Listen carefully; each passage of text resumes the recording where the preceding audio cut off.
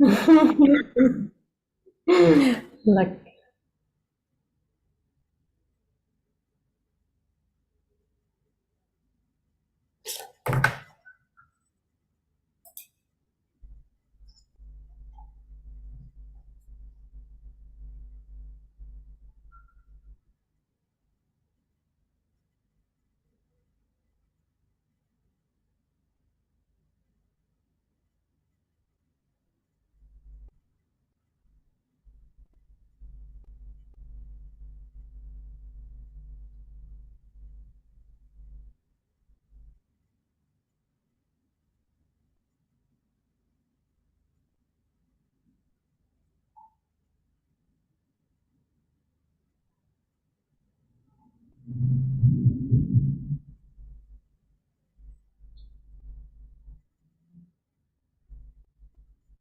Chair, we can start.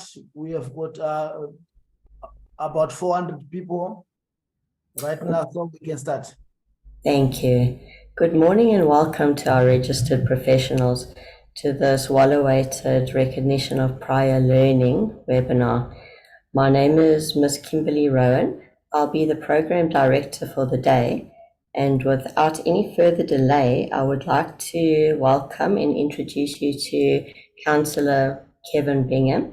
He will take us through the welcome and the introduction. Thank you. Good morning to you all. As Kimberly says, you're all welcome. I believe we've got 400 of you online of the, believe it or not, 1,250 people that have put their names forward for this session this morning. I serve on the council, the SACAP Council. I chair the Education Committee and chair the RPL Committee, Recognition of Prior Learning. That's the reason that you're all here today. To start with an apology, I'm talking from home today in Durban, in Umhlanga actually, and then there's probably going to be noises in the background, and particularly dogs barking in the neighborhood. So my apologies in advance if that happens. We're talking today about RPL, and I think it's important that we acknowledge and give recognition to the people that have set this program up in place. It's all of your councils thus far since the time of the first SACAP Council, in fact, have been looking at ways for registered persons to be able to improve their lot, to be able to upgrade, and based on the decision in those early days to categorize people into 4 different levels of registration. And it's important to us now being the 5th term council, and in fact it's an outgoing 5th term council who I believe has put an incredible amount of work into this and achieved, I think, a good number of upgrades of people. And the hope is that that the same can happen for all of you that are listening into this, and with some guidance given today and beyond this, that there's the opportunity for you to have your own opportunity to upgrade. I just wanted to talk briefly in the 5 minutes that I've got now before handing over to Nita, is about what RPL is, and it will be a part of my presentation later as well. There's a difference between RPL at a university and RPL in terms of registration with our council. RPL at university is also recognition of prior learning, but they look at academic learning that you might have had, courses that you've done, to see whether you're able to get into a degree course or whatever course you're hoping to do and that they may offer. RPL in SACAP is your experiential learning. So it's important, and not to give false hope to anyone, it's important that if RPL is what you're hoping to get, that you do need to have that experience. And we'll talk later about the competencies. So you need to be able to prove and show that you have that experience. So it's not in any way a quick fix item. We also, and I'll talk later about other opportunities in education and further education, which are being brought into line at the moment. So I'd also like to acknowledge the people that are online with us here today, the registrar, who has also put a lot of effort into this, and we've been talking, he and I and others, about opportunities for people to be able to study further, perhaps through CPD courses. Later on, we'll be having the President Nduku join us as well. He'll be doing the closing later. And then my special thanks to the people in the office that have set this up, Kimberly, the chair of this session, Nita, who you'll hear from next, Ntukoza, Monetsi, and others in the office. I think Brenda may join us later. So my thanks to them all. Kimberly, back to you. Thank you. Thank you so much, Kevin. Next up, we've got Ms. Nita Schmidtlin. She is our manager for registration and CPD. She will be taking us through the RPL process and the timeframes. Thank you, Nita. Over to you.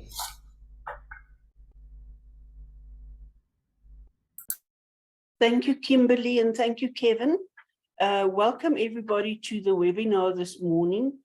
I don't have a nice backdrop like Kevin has got. In fact, it doesn't matter where I sit in my house. I've got light at my background. So I do apologize for the bright lights behind me. But at least you're not going to look at my face for a long time, because I'll share my presentation with you. So what I will be discussing with you is probably, well, not probably, it will give you information about the admin part of the RPL, of the recognition of prior learning process, what we do when, how we go through the process until such time that you've got an interview and you then get the results of the interview. Please allow me a second to just share my screen with you so that we can go through a presentation that I prepared for you.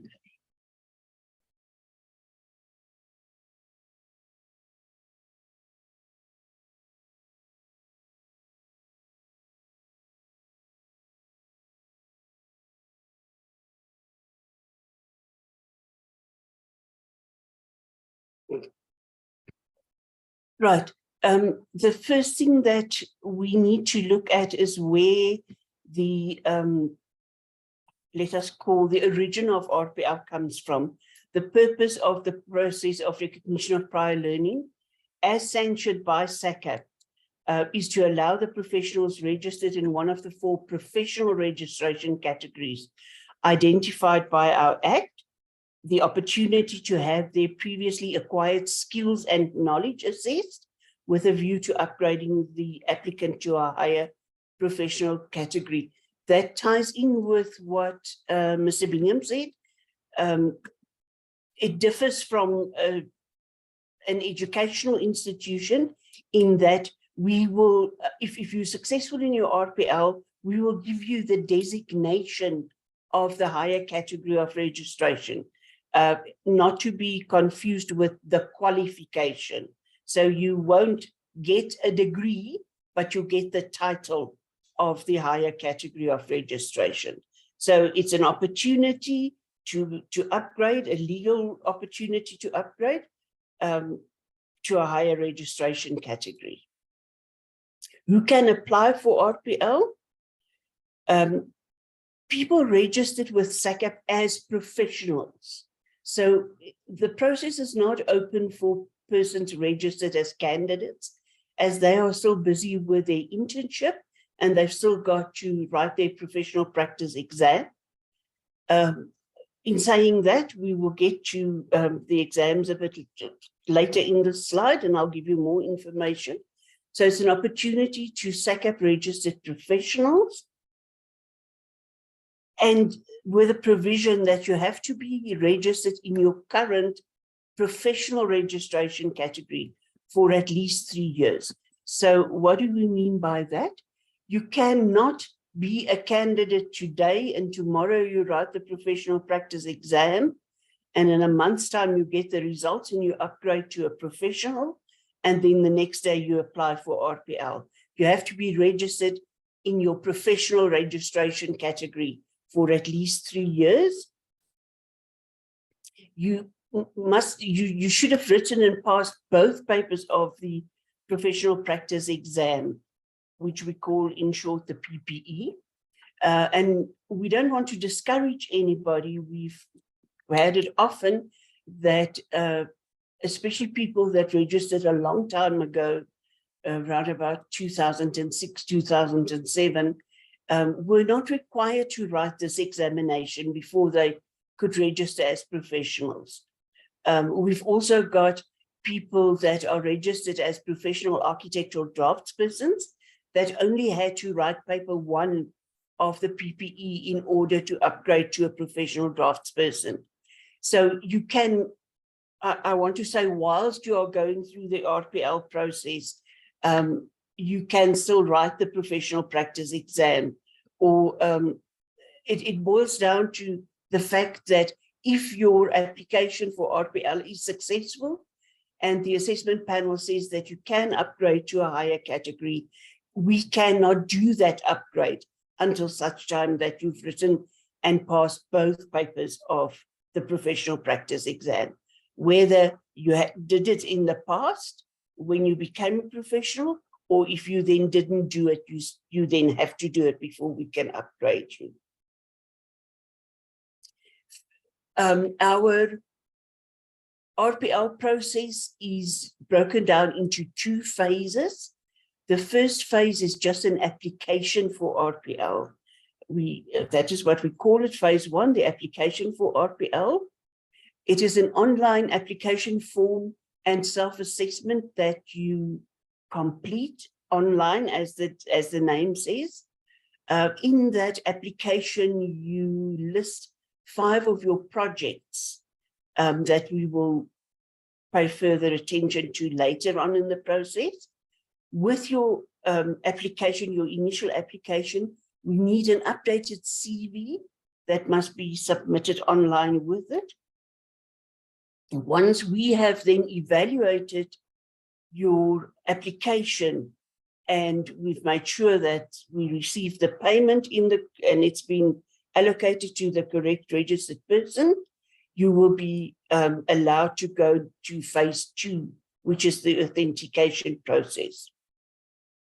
The authentication process is what is phase 2. It includes you as the applicant being invited to present your work and evidence of the self-assessment phase for review by an assessment panel. So that is where we now come back to the 5 projects that was listed in your application under phase 1. You now give us the evidence of that in the form of a portfolio. There are also documents that we provide you with that is required for that, including an affidavit to the authenticity of your work. Kevin will elaborate on what on the aspects that your portfolio should address. We often find that when it comes to asking for the portfolios and telling the applicants that now went through phase 1, please submit your portfolio, that is where it then stops. We don't regularly get these portfolios. In most cases, we have to ask a few times before it is submitted to us. The authentication will consist of a panel interview and assessment. So we've got a panel of registered professionals and academics, and they then interview you, and I'm sure Kevin will elaborate on that as well. That is what we do after, that is what we arrange after we've received your portfolio of evidence. The assessment panel will be made up, as I said, of registered professionals and academics. Sometimes the outcome of the assessment can require an applicant to do a design test or a mini dissertation as part of this phase. And now I can't see my last slide. I do apologize. Okay, then what must be submitted? Applicants are required to submit an electronic copy of the following documents.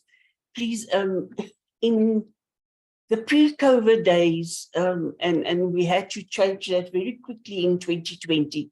In the pre-COVID days, we would have asked people to submit hard copies of portfolios to us. I've even here in my house got a few lying on top of a cabinet still here of previous assessments that we've done. Now we ask people to do it electronically and submit all their documents electronically.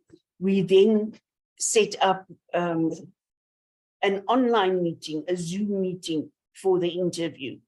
So included in your portfolio must be an updated CV if that was not submitted with your application. We require you to submit reference letters from your employees or from clients, a table of information available from SACAP that must be completed for each one of the 5 projects. And this is the one that I said that must be signed before a commissioner of oaths to attest to the authenticity of your project. And then, as we said, the portfolio must be an A3 electronic document containing the 5 projects, which was included in your initial application. This is more or less the what the documents and the information that is required administratively to be included in your portfolio. Is the front page, obviously, with your name and surname and the current SACAP registration number. From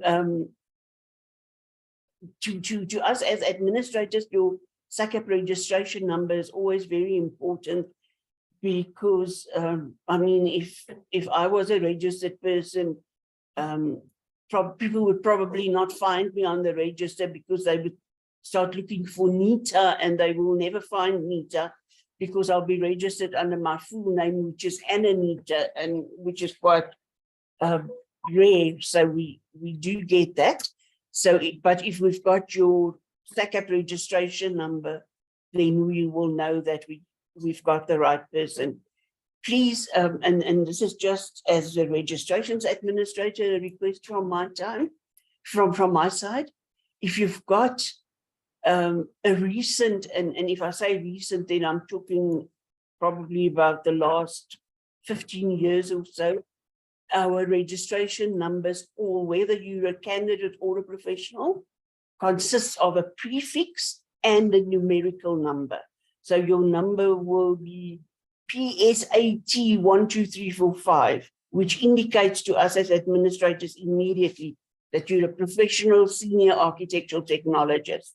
Some of the older numbers in the case of professional senior technologists will just have an ST in front. PATs is similarly for professional architectural technologists, and PADs is for professional architectural draftspersons. Then we've got a table of content, which is like a reference to what you included at which stage in your portfolio. The project details, again, we say it's it must be completed for each one of the 5 projects. And there is a page that we supply that is also included in the guideline that we give to applicants, that is like a summary of this project. Then we ask you for the project brief. It's the notes and instructions from the clients. And then obviously your sketches and your drawings, which must be included. If we look at the timeline, that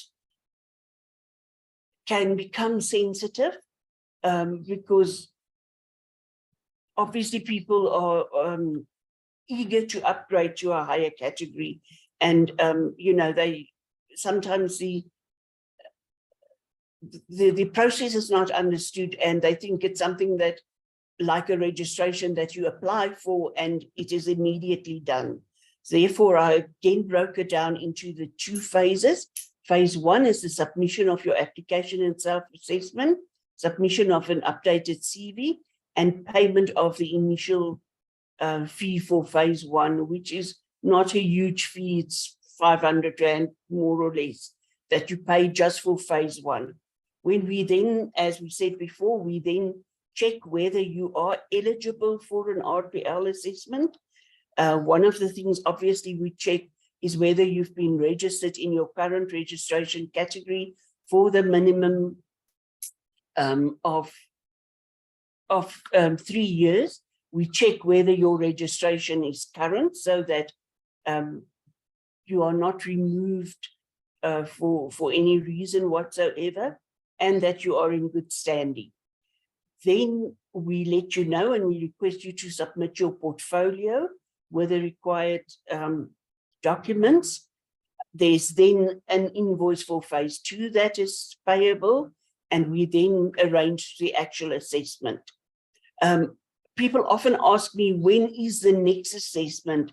I'm hoping that we will soon be moving to a process where we will have predetermined dates, so that instead of saying to you, the next, your assessment will be on Friday, the 29th of September, we will say to you in August, the next assessment is the 29th of September. In order to be eligible for that, we need you to book a space and submit your portfolio before a certain date. I must also say that we normally would not arrange an assessment for a single applicant. We have done it in the past, but that is not the norm. The assessment panel takes time off their normal day-to-day architectural work or their lecturing, and therefore we try and put 5 to 10 applications in on a day. We have gone so far as to divide the assessors into 3 panels, so that 3 panels of assessments can happen simultaneously, and we can fit in up to, I would say, think about 15 assessments in a day. So we finalize, we do the actual assessments once we've got enough applications for that. We always say to the applicants during the assessment, please don't expect your results within the next week or 2. It does take some time. The assessors must finalize a report of the outcomes, which we then consolidate into one report for the assessments done on a specific date. These must be approved by the RPL committee and by the council, and then we inform the applicants of the outcome of that. Hopefully by that time, the applicants have all sorted out their professional practice examination, and they can just apply for an upgrade. It's a normal, well, we call it a normal upgrade. It's the same process that you would have followed if you were a candidate and you've now passed the exam and you're upgrading to a professional. So you apply for an upgrade.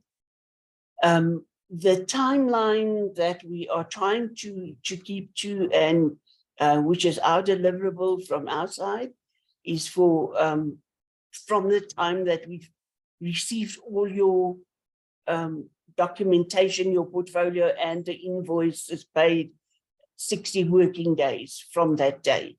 We aim to finalize your RPL assessment. That is all from my side, and I hope that gives a bit of clarity about the admin side of it. I stress again, and I think we will say it all through the day, please remember that RPL does not give you a qualification, but it gives you the designation of the higher category. Thank you very much. Thank you so much, Nita. We will open the floor now for an interactive session where our registered persons will be able to ask the questions that they need regarding the presentation that Nita just presented to us. Yeah, right now we do have got 2 hands, Christopher and Tyron. I will start with Christopher, okay, and Wesley, number 3, C4 Masemula, number 4. So let me start with that order.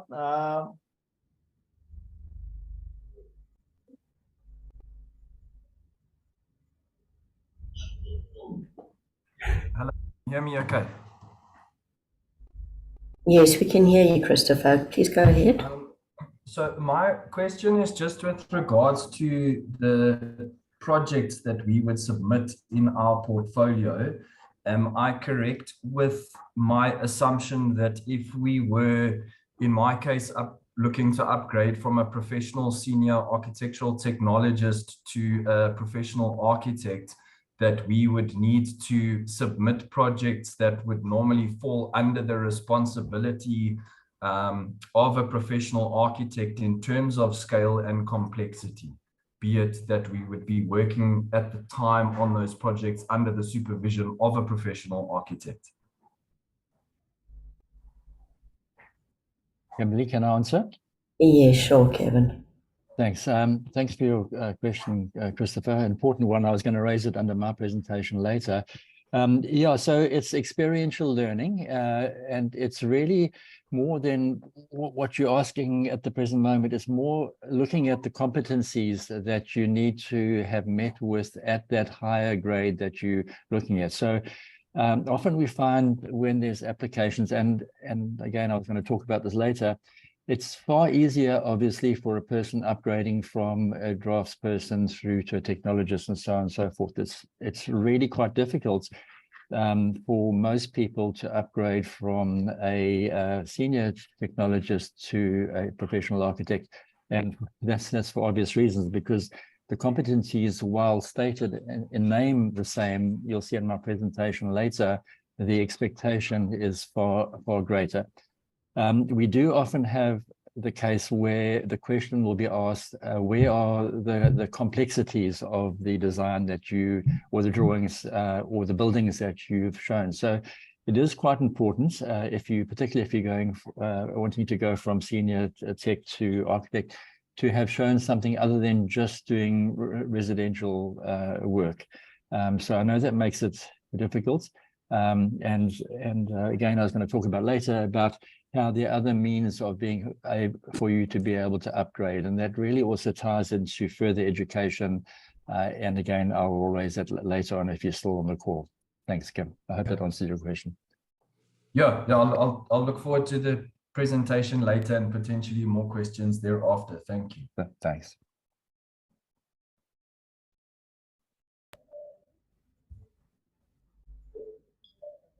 Thank you, Sham. Will the next RP that has a question, will you come through?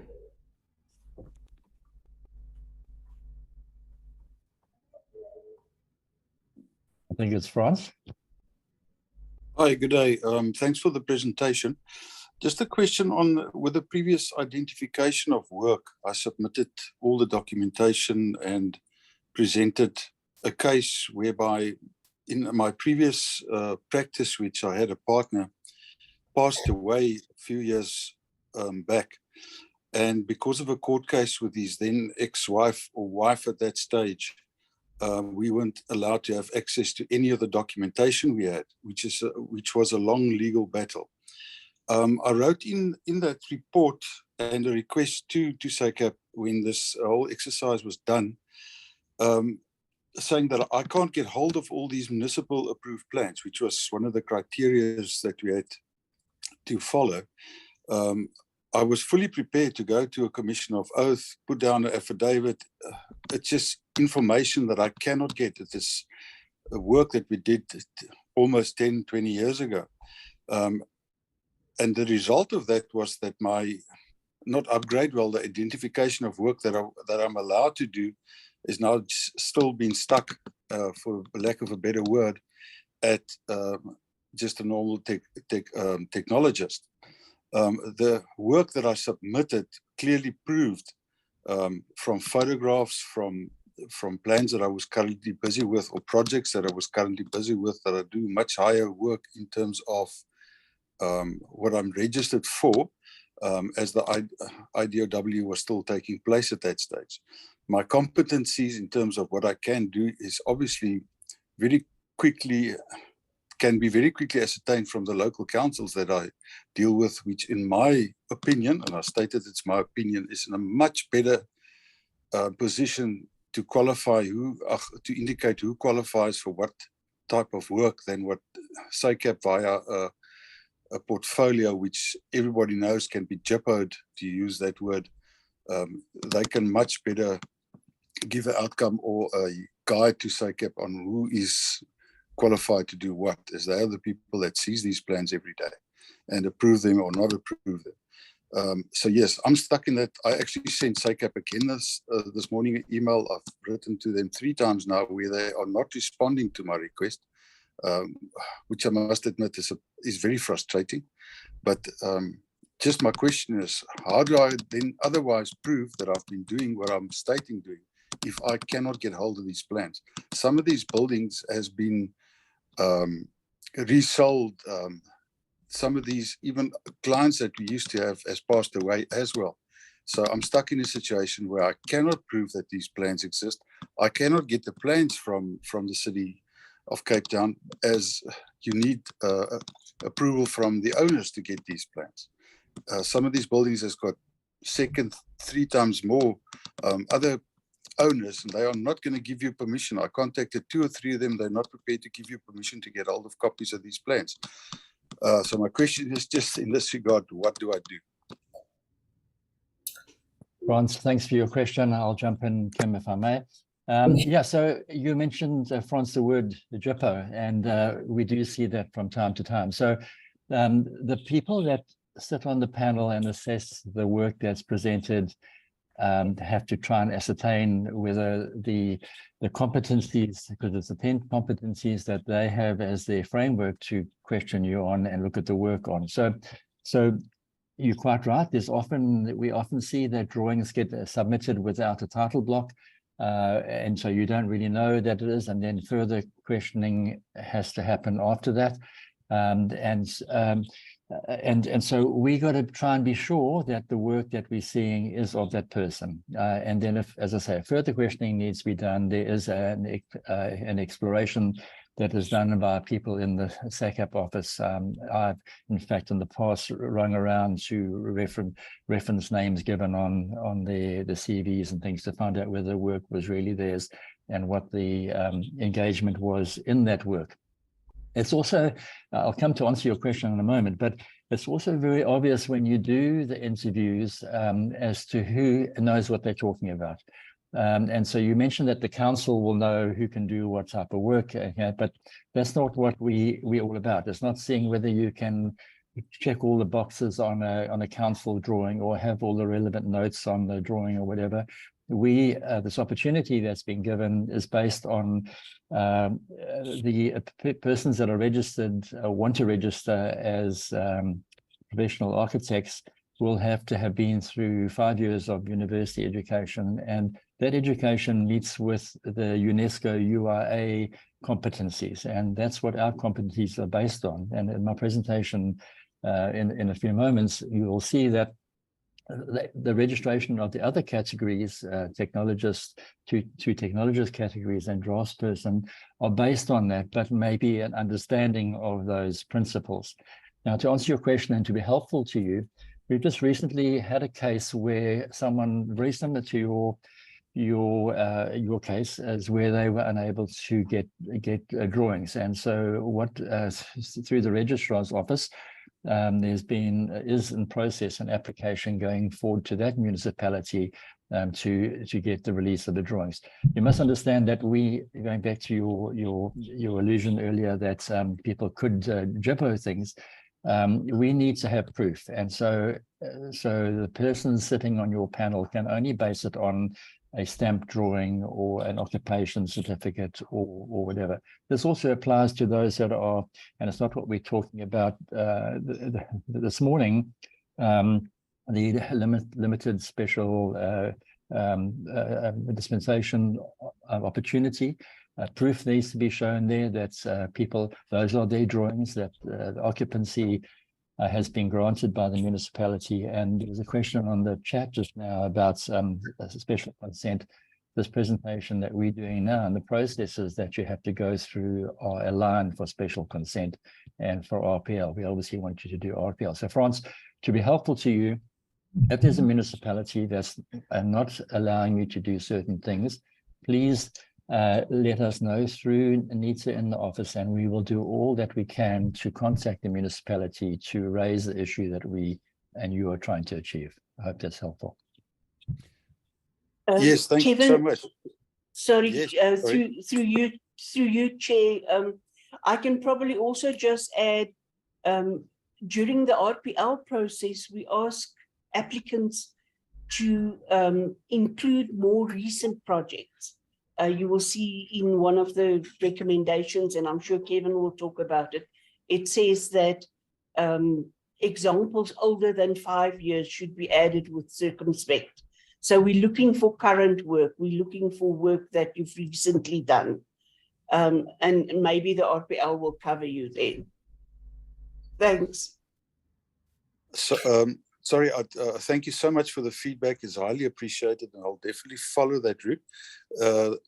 The work that was presented on that CV, or can't think of the name now, was of recent work as well. Unfortunately, it's in planning phase, and most of them were sort of stage 3 drawings, which I'm currently busy with, which is fairly large projects. I've been in the business for 30 years, so the knowledge and experience gained is quite substantial.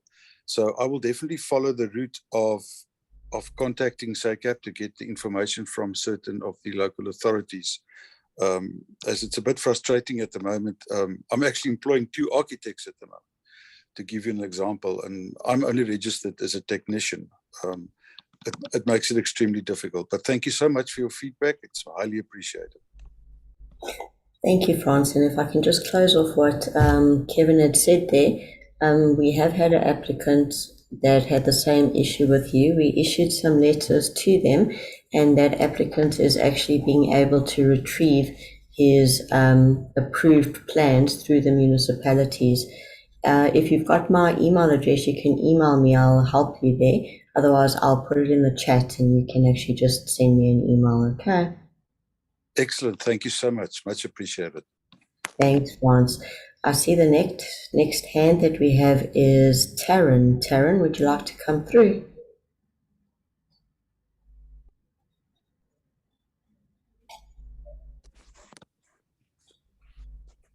Taryn?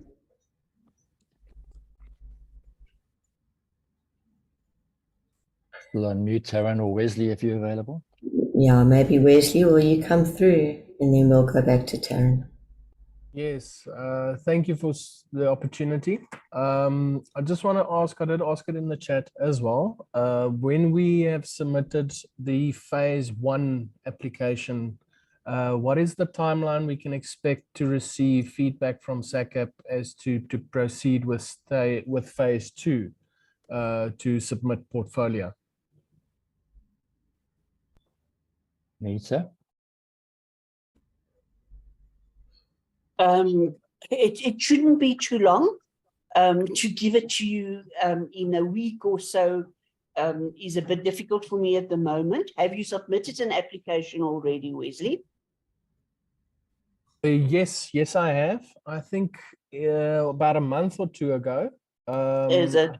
Yes, I normally at least acknowledge a receipt of these applications. I will go and look for yours. We're hoping to have a next round of assessments at the end of October.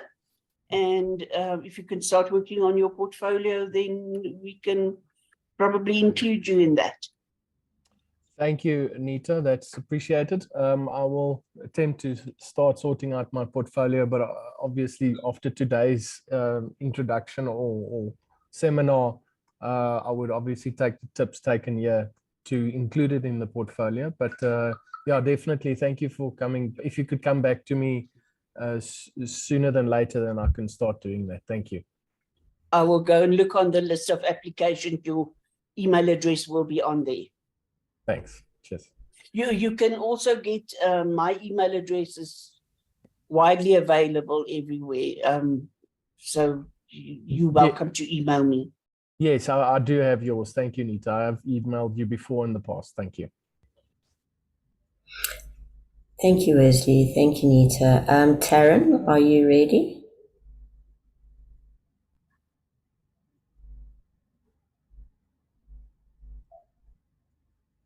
Okay, then I see next on the list was Robert. Robert, Good morning, everybody. My morning. name is Robert. I am an architect, and I'm phoning on behalf of my assistant in the office, who's been with me for 20 years. He has a BTech degree. He has been active in our practices work throughout those 20 years on every level, from sketch design through to supervision and handover on a project. His experience is extremely wide. We have a problem with the question of the 3 years registration with SACAB. My understanding of SACAB is to ensure that the quality of the people practicing in architecture in South Africa are appropriately qualified and appropriately experienced in the interests of the clientele and the public. I have absolutely no doubt at all that my assistant would be able to do any project that I had on his own. He has been a great help to me, and I would be quite happy for him to do a year's membership of SACAB before he submits an application. But I cannot see the logic of 3 years at every stage. It really basically means that somebody who's a draftsperson and wants to get up to an architect's level would have to go through 4 lots of 3 years of membership between each stage. It just doesn't make rational sense. It should be the quality of the work, and I'm asking for guidance whether, in this particular case, we can provide a portfolio, including several awards for the projects we've done. How do we go forward from this? Thank you. Kim, if you'll allow me to ask the first question. Okay. Robert, is your colleague registered with SACAB? No. Sure. You see, that is where the problem comes in. He should have registered as a candidate, then he would have done his internship. And if it's a recognized BTech, as you said, he would have been registered as a professional senior architectural technologist by this time. I suggest that he contacts us. Sorry, Nisa.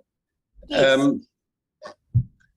He has been practicing, well, he's been in my office drawing and communicating with myself and our clients for 20 years. The question of being registered, what does he gain from that? And why should that be the big issue here?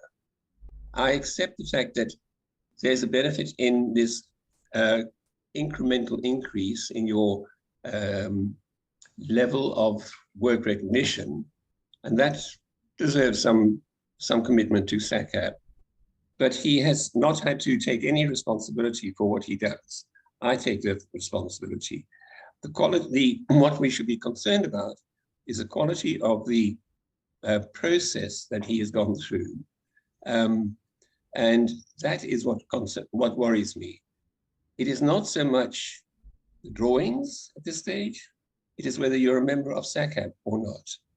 Sorry.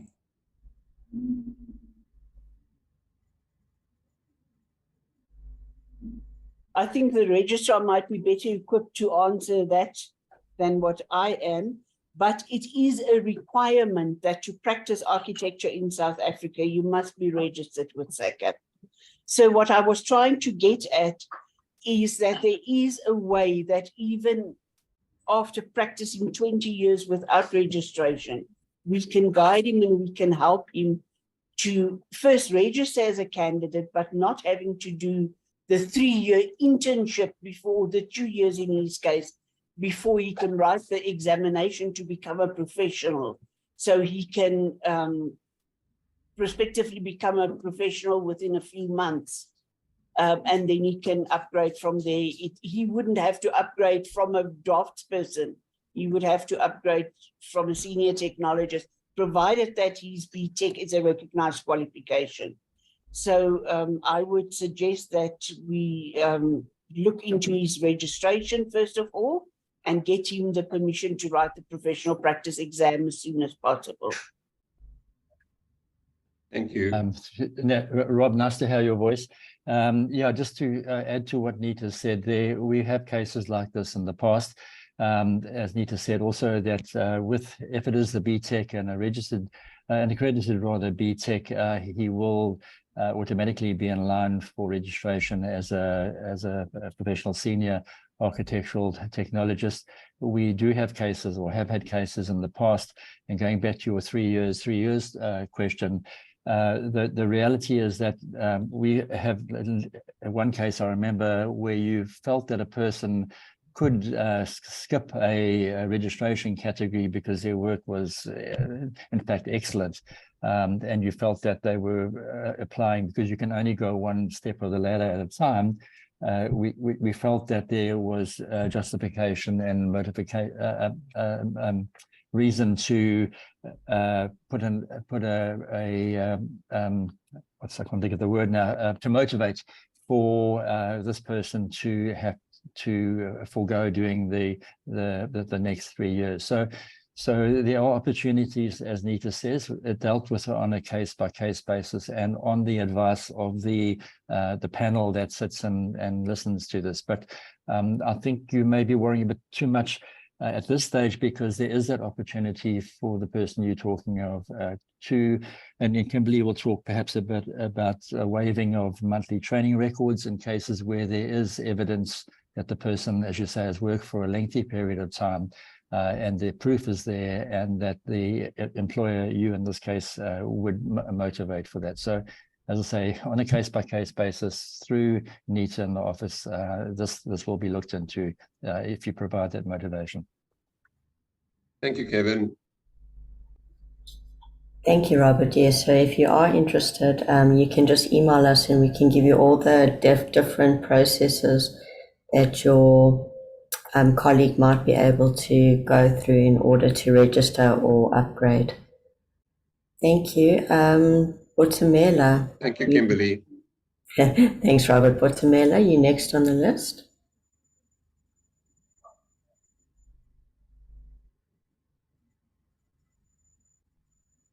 Sharon, are you there?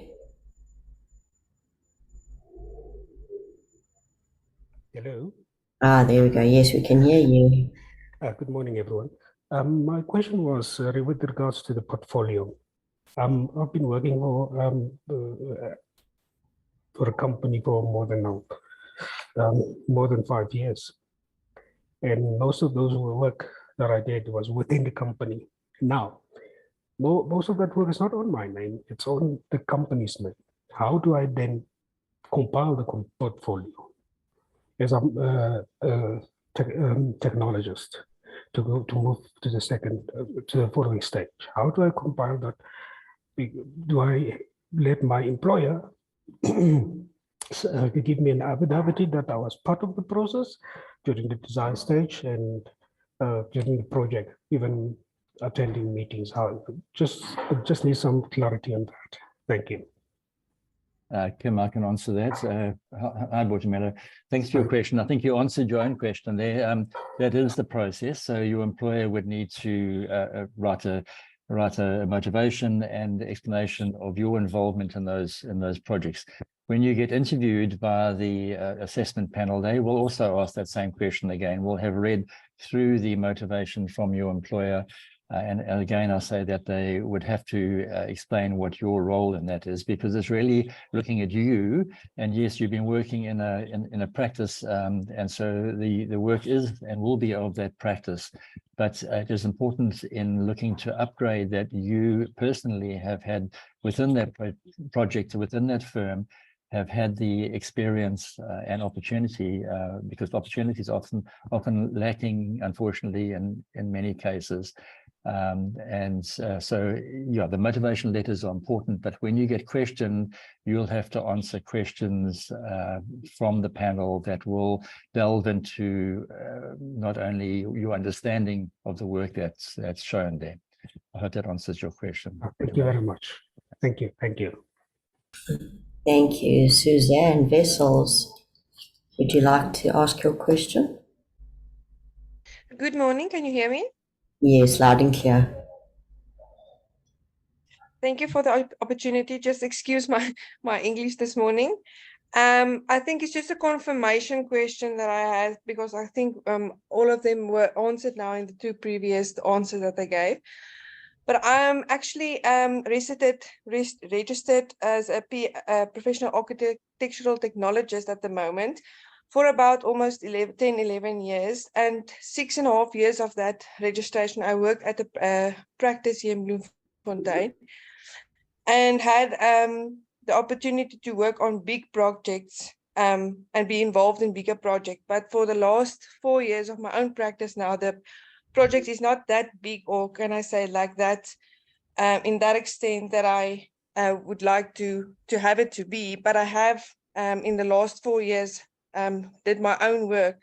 So I just wanted to find out, that's the first thing, to find out if I can maybe skip the professional senior architectural technologist to go to the professional architect registration without the 3 year. But I think they did answer that to me. There is an opportunity to do it like that.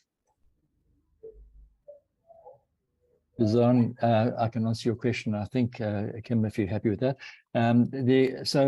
The opportunity of skipping one of the processes is very limited. And again, having sat and doing this type of work and sitting on these panels for 4 years, it's more difficult than one would imagine actually moving up the ladder. And I don't know if Nita would have for us to show you the stats of people over the last 4 years and applications. There are many people that have managed to upgrade from draftsperson to technologist, quite a few from a technologist to senior tech, and then even less. So I think only 1 in 4 people that apply to go from senior tech to architect have any success in that. And so we're trying to deal with that as a problem and look at other ways for people to move forward. So to answer your question, the opportunity of skipping, coming in and saying, I'm a technologist and I want to go straight to professional architects, I think your chances are very slim. I'm not saying it's impossible, but the way it's set up and the policy only allows you to go one step of the ladder, as I said earlier, at a time.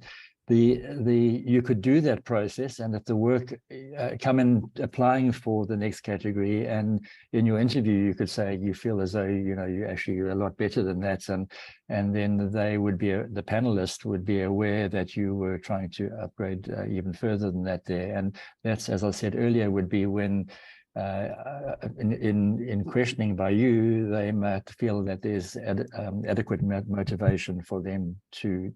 It's only happened once before that I'm aware of, so I'm not trying to put false hope there for you, but anything's possible if you really believe that you are better than the one rung of the ladder at a time.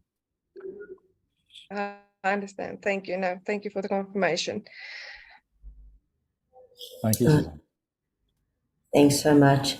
Cyprian Simpiwe, you had your name up. Your hand up, sorry. Do you still have a question for our panel? Alfred had his hand up as well.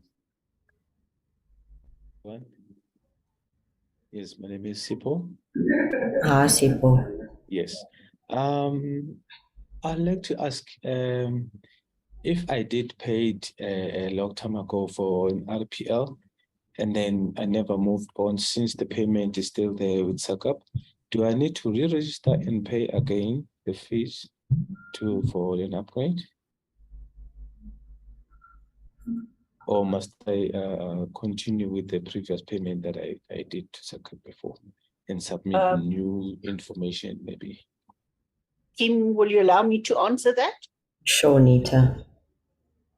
Cyprian, if you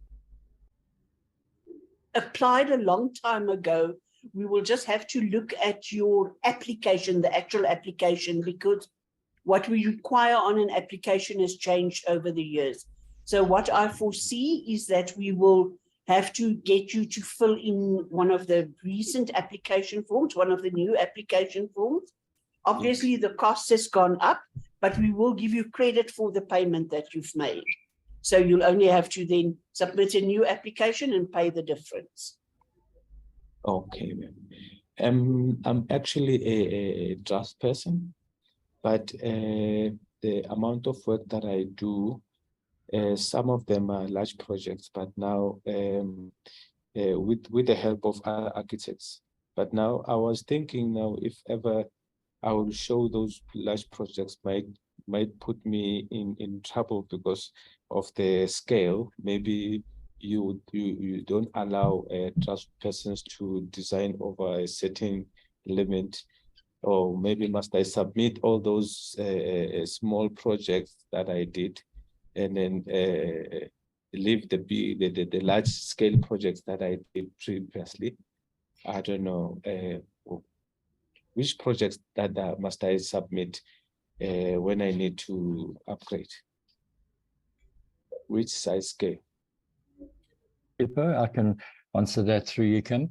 That you need to motivate, you need to sell to your panel that you have had experience. This is called recognition of prior learning. So it's any experiential learning that you may have had, that you've been involved in. So we often have cases where people have worked for one company and moved on and maybe had a bad experience in the company and therefore difficult to get work out of them or feel awkward about asking for drawings and that. But again, it goes back, I think, to, was it Francis' question earlier about how does this panel assess what you are putting to them? They don't know you in most cases, and probably in all cases, they won't know you. And so they can only assess what you're showing to them. So to answer your question, you actually need to show everything that is going to marry nicely with the competencies of the category that you're looking to upgrade to. So show everything that you've got. If you can't show some of the work, if it's not going to give you the hope to be able to upgrade. Thank you so much. I appreciate it. Thank you. Alfred, do you have a question for us? Hi, sorry, my question has been partly answered. I've worked for a company for 20 years, and so all the projects that I was involved in were done under the auspices. So it would be difficult for me to get all of the documents that you are talking about. I'm 69 years old. I was retrenched 3 years ago. And work that I did prior to working with them for 10 years, I had my own practice. And so that's very much historical stuff. And I would have to actually get that stuff from council, the approved drawings and so on. And I'm a bit concerned about the POPI Act. They don't always want to provide you with those plans without permission from the owners, which is also quite a difficult thing to achieve.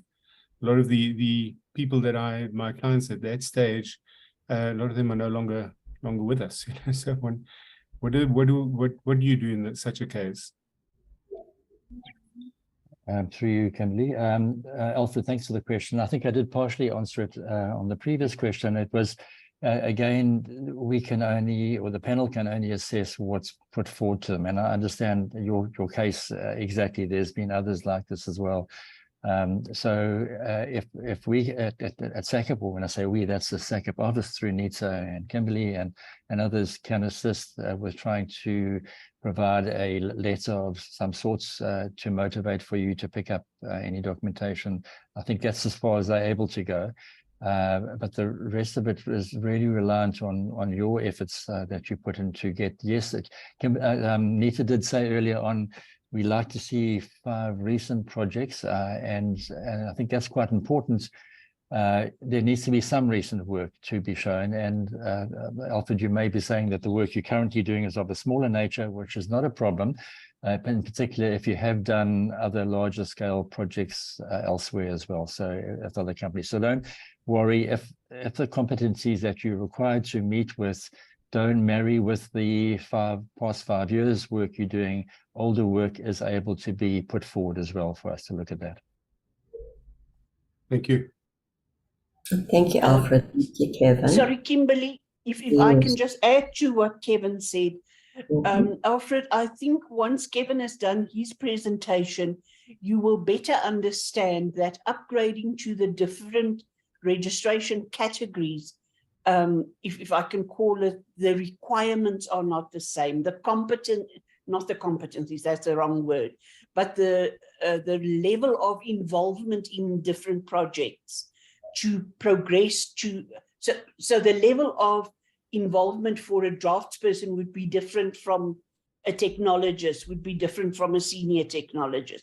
And I think that will become clear. So what I'm trying to say in a long roundabout way is when an assessment for a draftsperson is done, what is required, the outcomes that the panel is looking for might differ from when they interview and when they assess a senior technologist. So I think once Kevin has done that presentation, that will become clear. Thanks, Nita.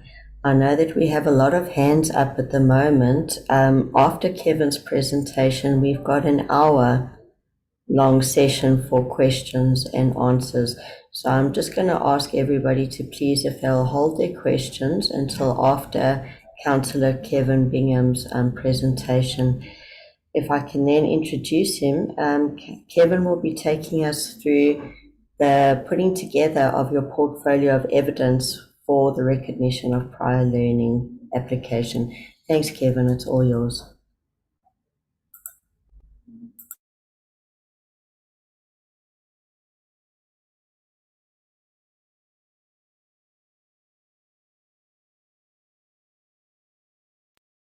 Sure. I was trying to find out how to unmute myself now that this share screen was happening, and I'm trying to get it to show the slides as a slideshow, which it doesn't seem to want me to do. But anyway, you're going to have to bear with me, therefore, on the presentation like it is, unless I can, yeah, there we go, hang on.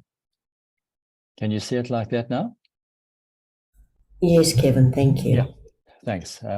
Apologies for that stall. Yeah, so the title on the slide at the present moment is your preparation of portfolios for recognition of prior learning, which is RPL, and the question was asked earlier about special consent. There have been a few applications for special consent, and it's quite important for everyone to know that the hope is for everyone not to have to do special consent, or what is called LSD, which is the limited special dispensation, because we actually want people to upgrade. And in starting this presentation, I want you all to understand that the people working on this and the panelists that sit and interview the various people want you to be able to upgrade. It's not a stumbling block. It's not in any way any people not wanting you to succeed. But the preparation of your portfolio and your presentation is such a critical element in it, because as I said earlier, you actually need to be able to portray and sell to the understanding of those sitting, listening to you talk and questioning you, that you are able to and meet with the competencies required for that upgrade. So it's all up to you, really, and it's up to us to provide you with the template, really, for lack of another word, or framework for you to be able to put together this portfolio if you do have the experiential evidence.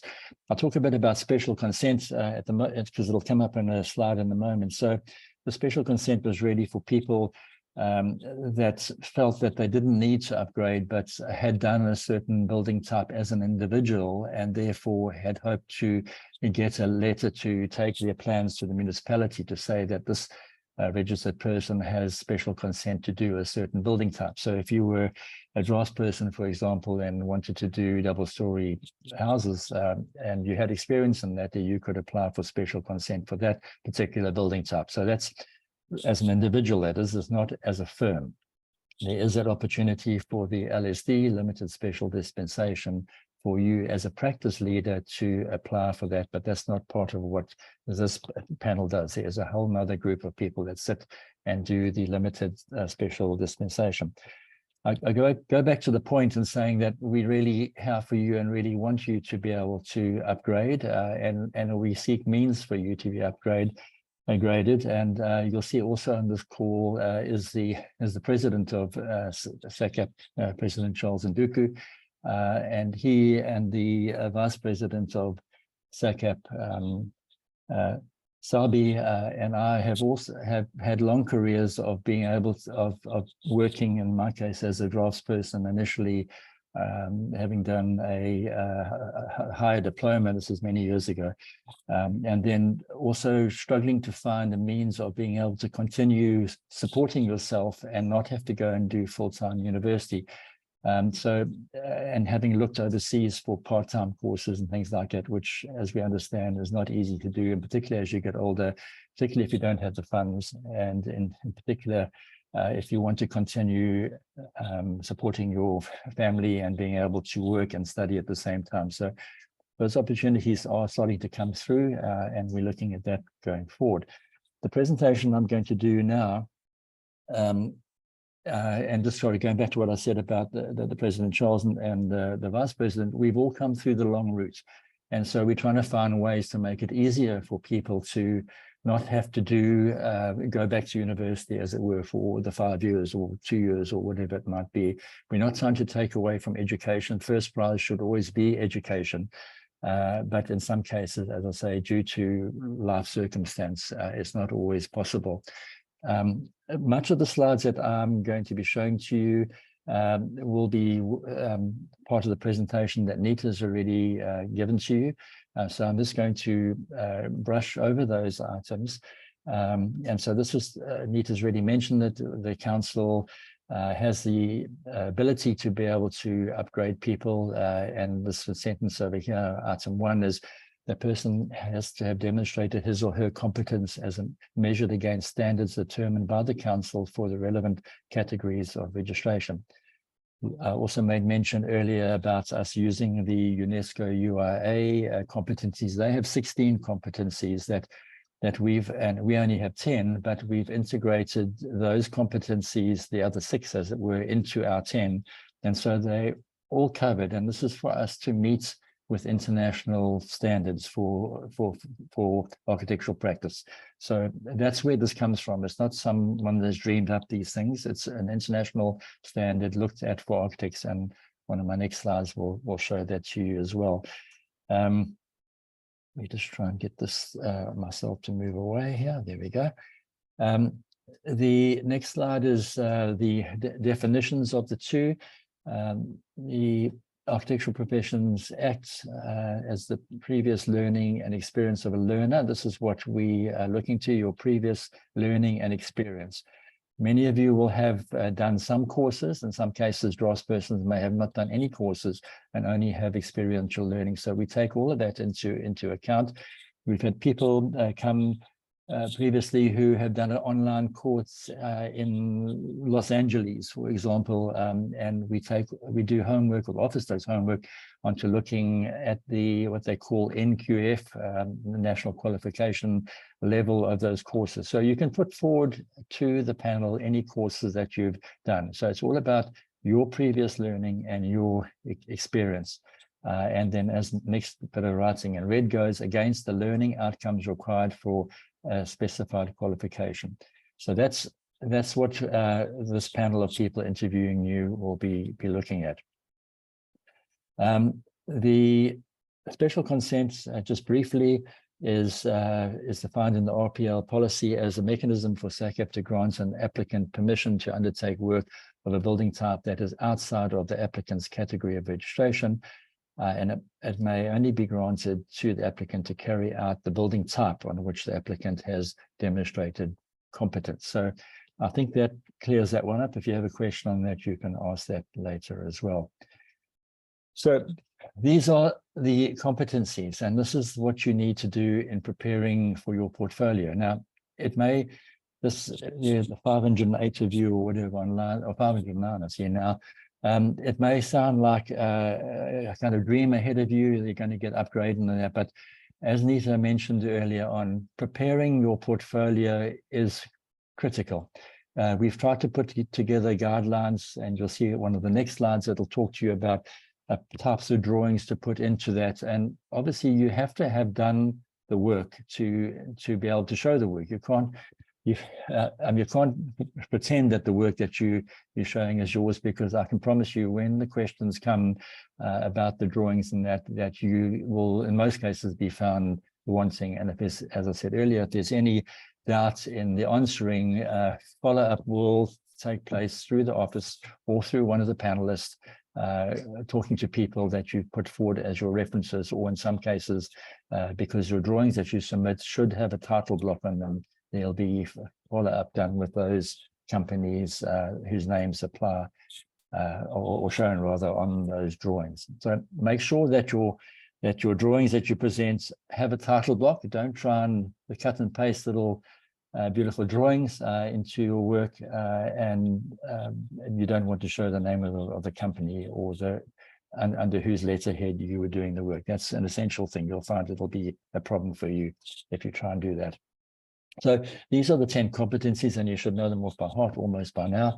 Architectural design, environmental relationships, construction technology, structures and buildings, contextual and urban relationships. Very important one.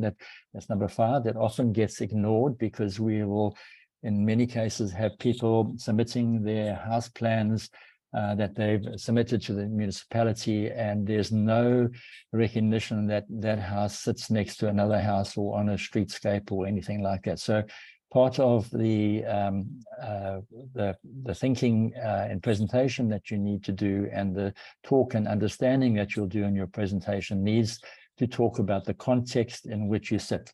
A lot of people will have done houses and estates and will then show what the estates have asked them to do in terms of style.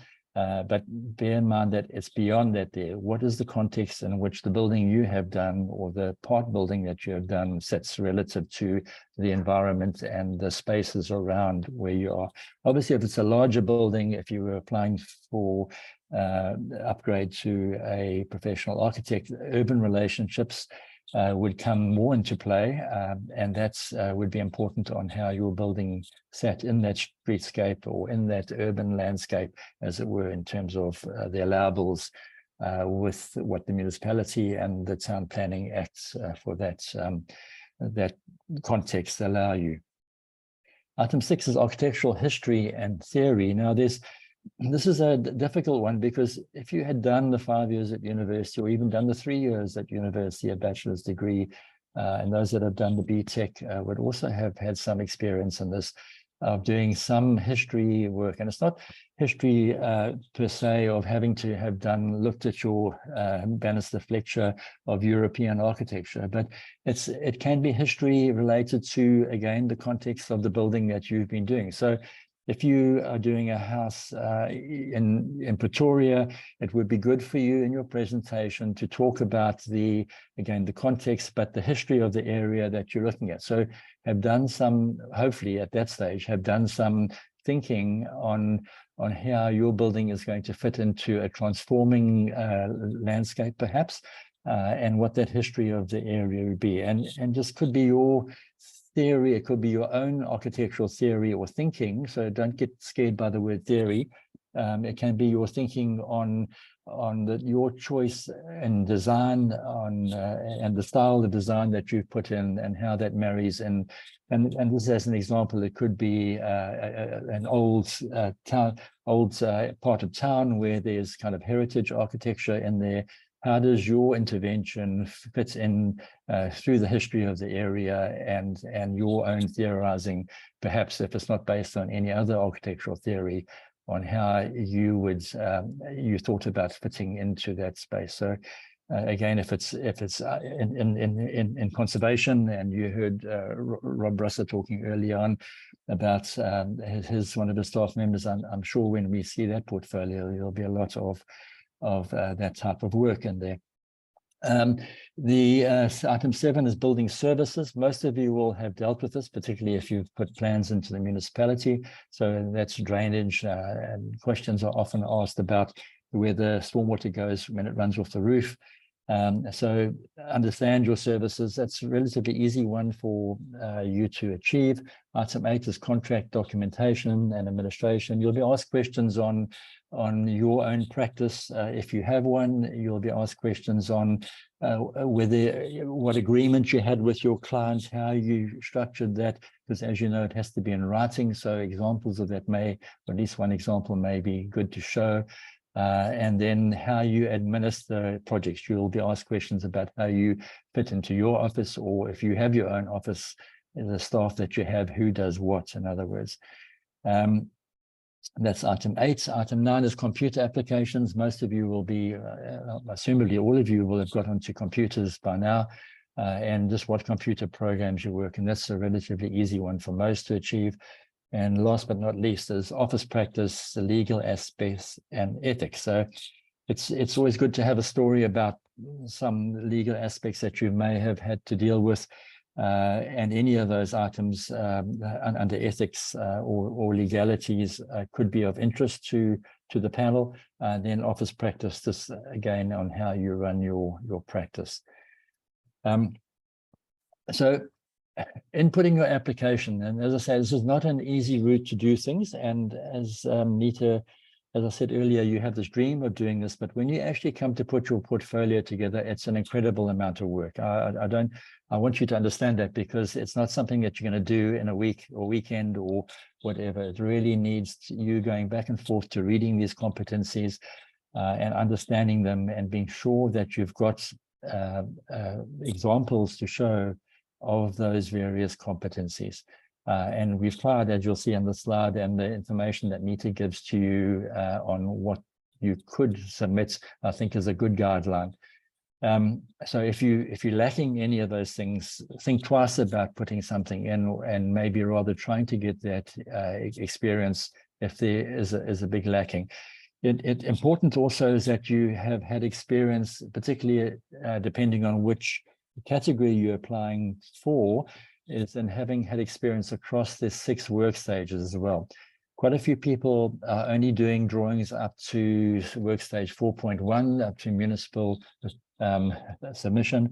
Obviously, if you're applying for a senior tech through Architect, that wouldn't cut it for you. You have to show where possible, at least on one of your projects, that you've from work stage 1 through to work stage 6 have had the experience and show the ability of doing that. This on the slide at the present moment is the entry-level requirements, and I've listed them A, B, C, D on here, and it really at the top is problem solving, and this is for you to show if you're going to apply to be a professional architect, you have to be able to solve all the problems, and it applies in some cases to the obviously those applying to be senior technologists as well. Do you show in your experiential evidence examples of problem solving? And then it goes down to, in some cases where the draftsperson's applying, there'll be under the competencies just acquaintance of levels of concepts and methods without necessarily showing full skill in that there. So we get a wide range of applicants, particularly in the draftsperson category, applying to go to a technologist, where they might work in a what was formerly called a township, and doing that type of work. And what most often happens in a application for a technologist is that you need to show a double-story building. While I'm talking on this point at the moment, it's reminded me of a recent application we had, and we're finding that the interior designers are applying now. They've been able to, in the past, register as a draftsperson, and in some cases, they're trying to submit plans to the municipality, and the type of building type being interior design of the building type of a larger nature, the municipalities are saying, no, you can't, because you're not registered as a technologist, senior tech, or whatever. So we have had applications by interior designers, and I had a meeting a week or so ago with the CEO of the Interior Design Institute, because they're also looking for ways forward, and the registrar will know that they are currently in talks with the Institute of Interior Design for them to come on board with SACAP and the Architects Act. And why I raise this point about the interior designers is that they, the one presented to us recently, had tremendous skill in the work shown. It was interior, a number of 5 projects of interiors. The complexity of the interiors, the complexity of the services that went into these spaces was exceptional. But because they're not showing a double-story building, they don't really stand a chance to be able to be upgraded. So through our SACAP Council and through the Institute of Interior Designers, there is work going ahead to try and see how that can fit in. So again, the complexity and the knowledge and the understanding and application and problem solving are the levels that you need to see how your application fits into those. And this is something you'll find on this slide is something you'll see on the SACAP website, so you can go and look at it whenever you wish. And you'll see if you're applying to be a professional architect, you need to have the knowledge, understanding, and application across all of these pinky colored blocks. The only one that isn't colored in this case is computer applications, and that's particular to more the older people that are applying that may still be working on some rudimentary drawing package or have very little experience in that. So we understand, because we're hoping to, part of what RPL is all about is to give opportunity to older people who have been in practice for a very long time and maybe never had the opportunity to study or whatever. And so the only one that's not colored in here for application to upgrade to a professional architect is the computer application. So as you go down the application categories, professional, senior, tech, you'll see some of the blocks are white there. And so the emphasis is placed on everything in this case, which is in green, and you'll need to show your competency through your 5 projects in all of those cases. So it's almost the same as an architect, other than these 5 blocks that are along the bottom over here. So be aware of what category you're applying for and be aware of what you need to show. Just the other 2 categories, applying, obviously the draftsperson, just as an example, has quite a lot of white blocks, so it's more to do with knowledge and understanding rather than application and problem solving. Whether you are applying to be a technologist or or an architect, it's important that you understand the Architects Act. It's important that you understand how to run a practice. It's important to know that you are doing, in fact, the same requirements and this goes to our code of conduct.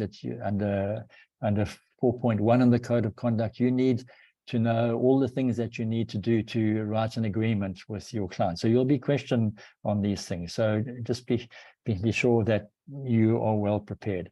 And lastly, on the slide, the colors in blue over here, if you're applying to be from a draftsperson technologist, those in blue are going to be ones that you're going to be grilled on. And then you need to have some application or some idea of these ones over here. These are the ones in white that aren't of crucial importance to you. Be sure and be knowing. And if you have any questions, Nita's the office to go through, and we will try and answer those for you. The slide over here is, the question was asked earlier, what do you need to show in your portfolio? Obviously, you've been asked to do 5 projects, and quite important, I did mention earlier that if you're applying to be a professional architect, don't only show residential work if possible, or single-story buildings, because complexity becomes an issue.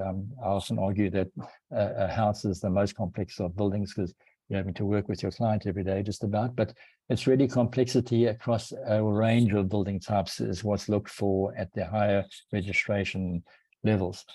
These names of building types are taken from the IDOW, the identification of work, and it's worth looking at those. I'm sure this presentation will be available to you online afterwards. And again, if there's questions, you can thereon ask afterwards.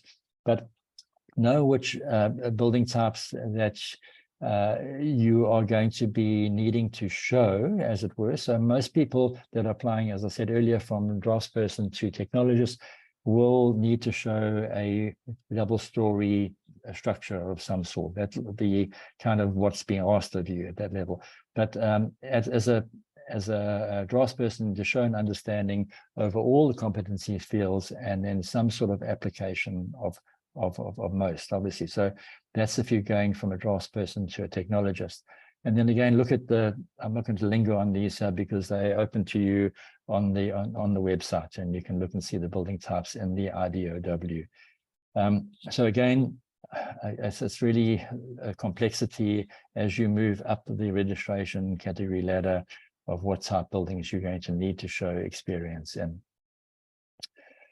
So what happens when you submit your portfolio and application forms through to NITA? She did make mention of this earlier on, but I'm just going to let you know, because the question's often asked on how long does it take. I saw someone in the chat ask earlier that I sent something last week or whatever. So when the portfolio is received, and Anita doesn't necessarily deal with them one by one, she gets a group of portfolios together.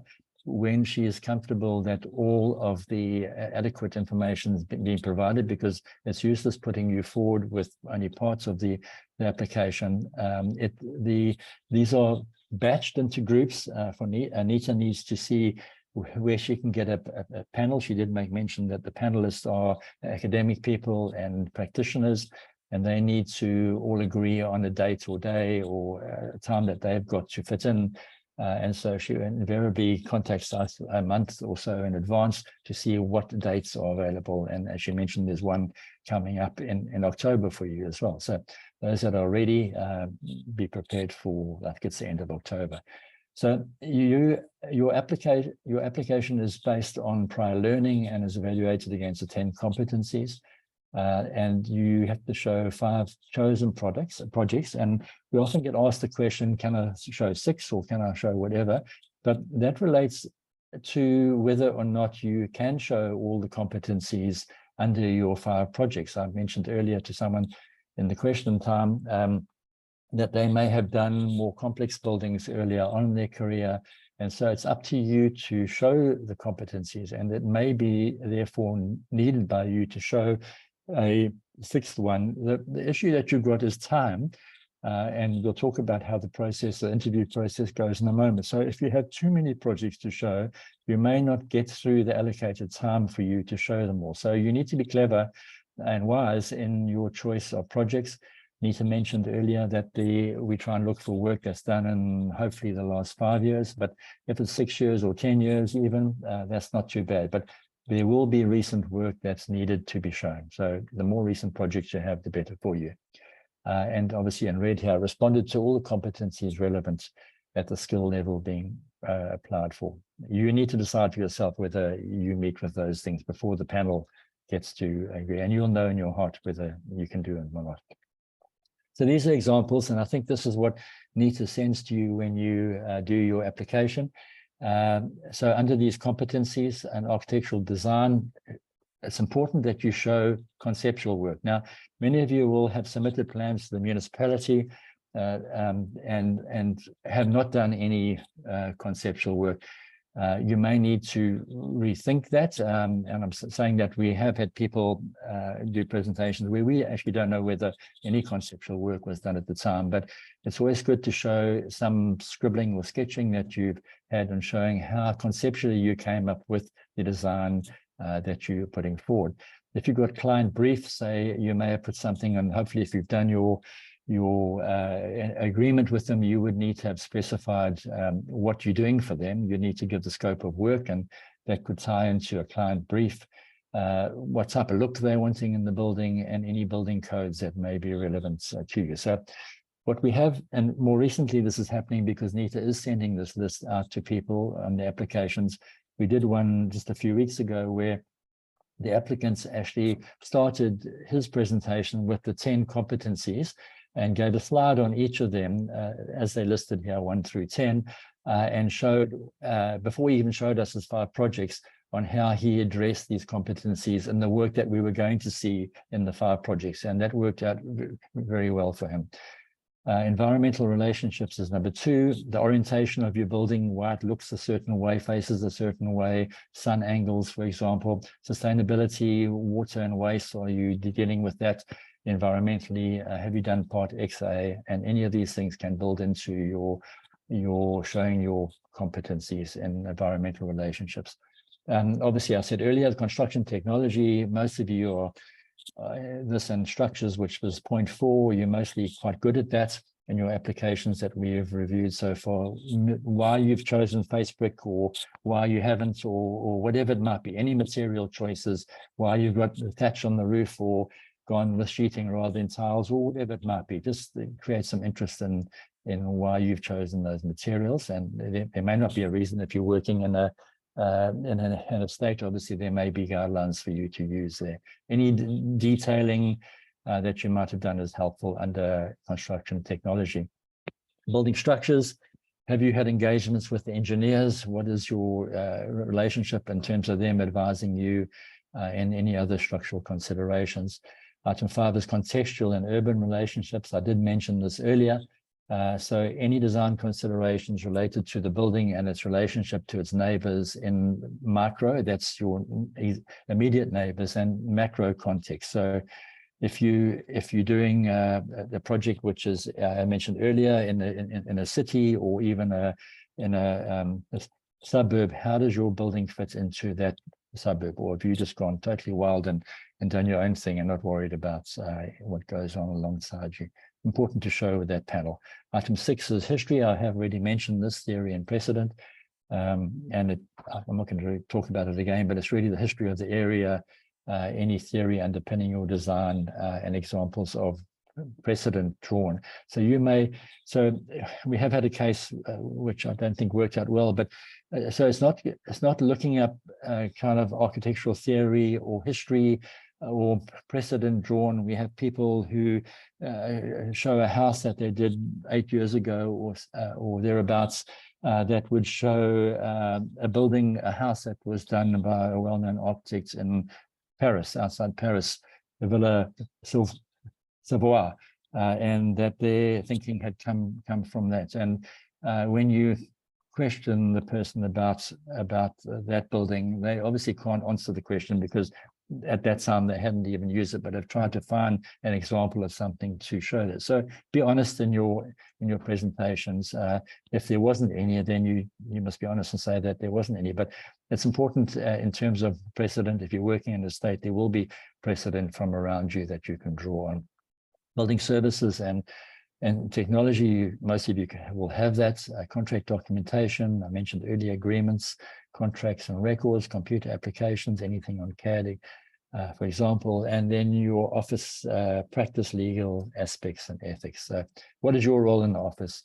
Are you a manager? Are you being managed? How do you fit into the group that you're working with? So you have to show all of these things, unfortunately, and at the level, as we said earlier, based on the application that you're doing for the level of registration you're looking to achieve. So this repeats a bit of what the earlier slide said, and particularly in conceptual stuff for design, it's important that you do show any of those rough workings that you would have had, or if you've got photographs being on site. Those, as I mentioned, some people don't get involved in the site processes, and so that has to be assessed at the time on why you haven't or whatever. So it's helpful to have that type of backup in your presentations. I've mentioned environmental stuff, so I don't need to go over it again. And construction technology, show a section or two through your building or any details that you might have had for that project. Structure I've mentioned already.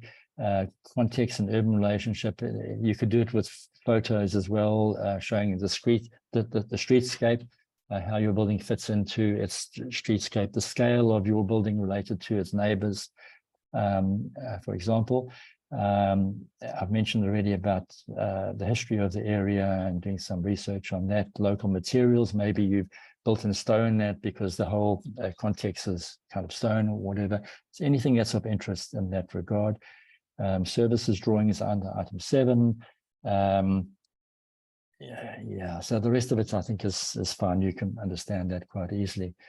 I think Nita might have shown something similar to this earlier, but I'm just going to tell you what happens in your interview once you've got your portfolio through.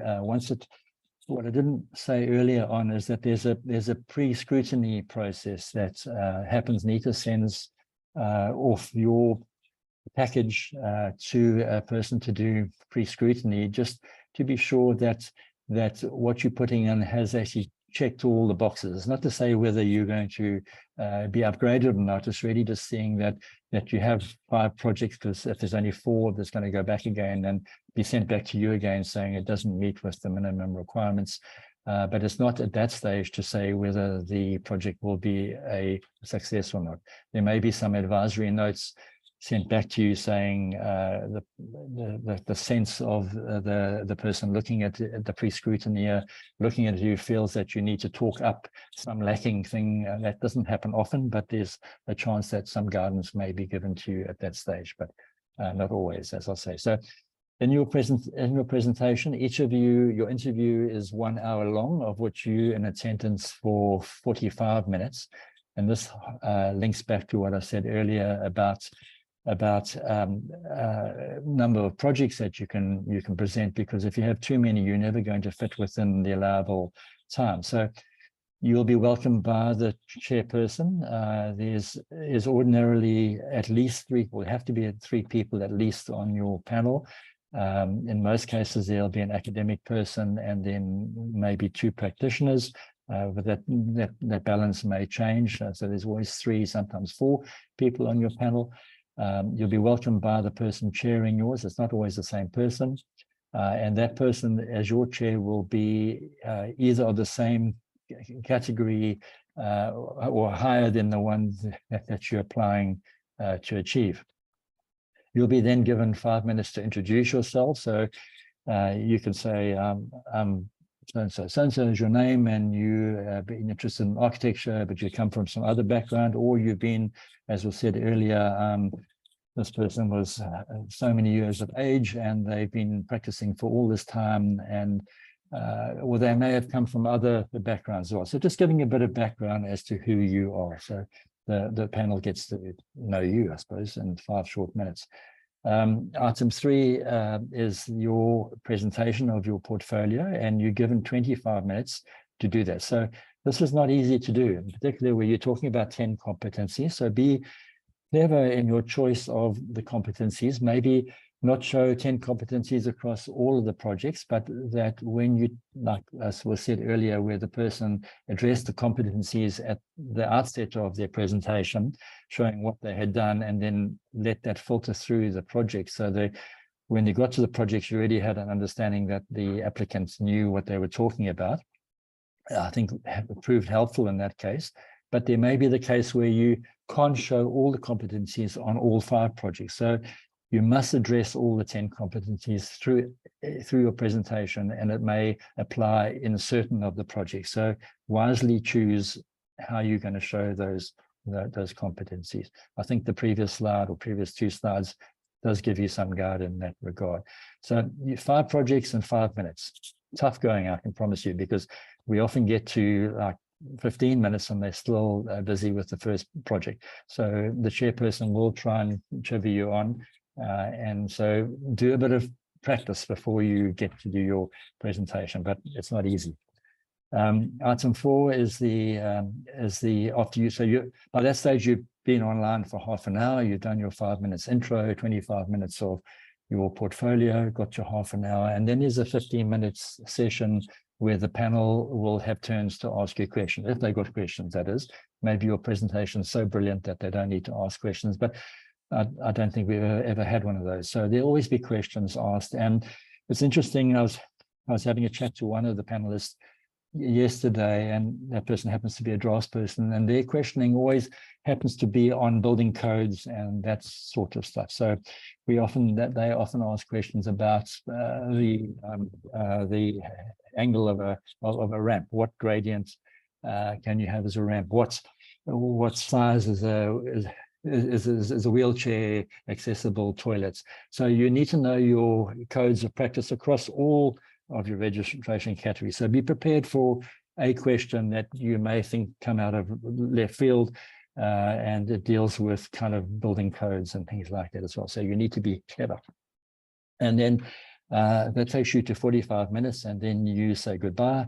And for that moment, that is, and then the panel will then each have a turn to raise their thinking about your presentation. So that takes you up to an hour, and then hopefully it all gets done in an hour, and then it gets handed over to the next person. That then gets put together in the form of a report. Normally the people on the panel, as I said, the chairperson puts together your report that gets sent through to Nita, and that's takes quite a bit of time, in all honesty, because the chairperson has to write a comprehensive mark sheet and a comprehensive report on you that gets sent through to Nita. She needs to compile all of these and do her own writing and filling in on templates that she has. So it's not a quick process, I can assure you. We do as quickly as possible, but there's quite a lot of work that has to be done. So a bit of patience is required as well. And Kimberly, that's me. Thank you. I'll take questions and answers. Thank you so much, Kevin. Much appreciated. So now we've got about an hour for questions. So please, if you have any questions that are related to the two presentations that Nita has shown and that Kevin has shown, please will you raise your hand and we'll address them.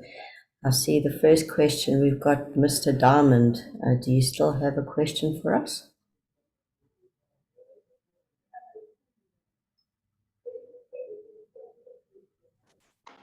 Hi, good day. Can you hear me? Yes. How are you? Well, and yourself. I just want to start by saying thank you for your presentation and your time today. I have a bit of what I feel is a bit of a challenge. I've worked for a few companies where the majority of my work has been related around just being a draftsman. So I struggled to land up. I wrote my PPEs last year and got registered as originally as a professional senior architect or technologist, but then there were some issues with SACAP where because I only have a B.Arch, so a 3-year undergrad degree, technically you're only supposed to be registered as an architect or technologist. But that's besides the point. My issue is that whilst working for companies, I've only had experience only drafting. So now how do I check the other competencies? I've worked for companies that are large international hotel industry related companies, and most of the projects were overseas. So we were a design firm on top of that as well. So I just don't know how to fulfill all the requirements of the RPL without fibbing what I've experienced and what I haven't. And I fear I will be caught out by you, by the sounds of things. Kimberly, if I can jump in there. Moshe, thanks for your question. Yeah, so I think you will get caught out because it's very difficult trying to pretend something when the questions come flying through at you. So I don't know what type of age category you fit into, but it's important to consider further education. So we have had cases in the past where, and one recent case this applies to was a draftsperson trying to apply to become a technologist, and they answered questions well, they showed great promise, but there was a massive lack in design understanding, just in terms of space. In fact, Tim sent me some drawings recently where you can see that the person who's done the drawing has no concept on how a person moves through a space, for example. So there was a corridor that was exactly a width of a door wide, and it was a long corridor through a building of which there were multiple rooms coming off either side and beyond just kind of offices and things like that. So you can quickly see on a drawing whether a person understands architecture, space, and use of space. So going back to your question, a longer time ago, we had an applicant who was a draftsperson who lacked also in design. It wasn't the corridor I'm talking about, but it's important that you consider further education, and there are short courses that one can do in design. Some of them are offered through the voluntary associations, the VA, and this person that I'm talking about was actually tasked with going to do some courses in architectural design. And the ones that he chose at that time were offered by, because he was based in Cape Town, were offered by one of the private institutions there, Stadio. They do short courses in architectural design and a range of architectural things. And then also the institute that he was closest to, the Cape Institute of Architects, also ran CPD courses. And I know I've seen through the Pretoria Institute, there's also design courses. So there are opportunities for you to be able to get credits for those and say, I haven't had the opportunity in the office, being honest about it, and I've done these courses to make up. And if we can give you some guidance, if that's what you want to, on which courses are on offer, we could do some homework as well and find things for you to be able to achieve. But you need to tell us where and which competencies you don't meet, so we can provide you with opportunity. I see. Okay. Thank you. Thank you very much. Amin, would you like to come through? Yes, morning. See the president's hand is up as well. Sorry, Mr. President, just give the president maybe a chance to speak, Not a problem. and then you can ask your question. Mr. President? Thank you very much. Thank you very much, Kimberly. Thank you. Yes, I just wanted to add on Kevin's presentation with regards to competences. Because sometimes during the presentation, you realize that the applicants are presenting competencies separate from the technical drawings or design drawings. That the whole system is intertwined and the process is intertwined. For an example, the history and theory, where if you design a hospital or you design a school, you happen to do your research, related to the functioning of your school that you designed, that you look at precedents, a similar type school, and then you give us those, and as an example, as an area where you did your research, and take that and learn whatever principles you learn from that process of precedence, and you look into your particular project,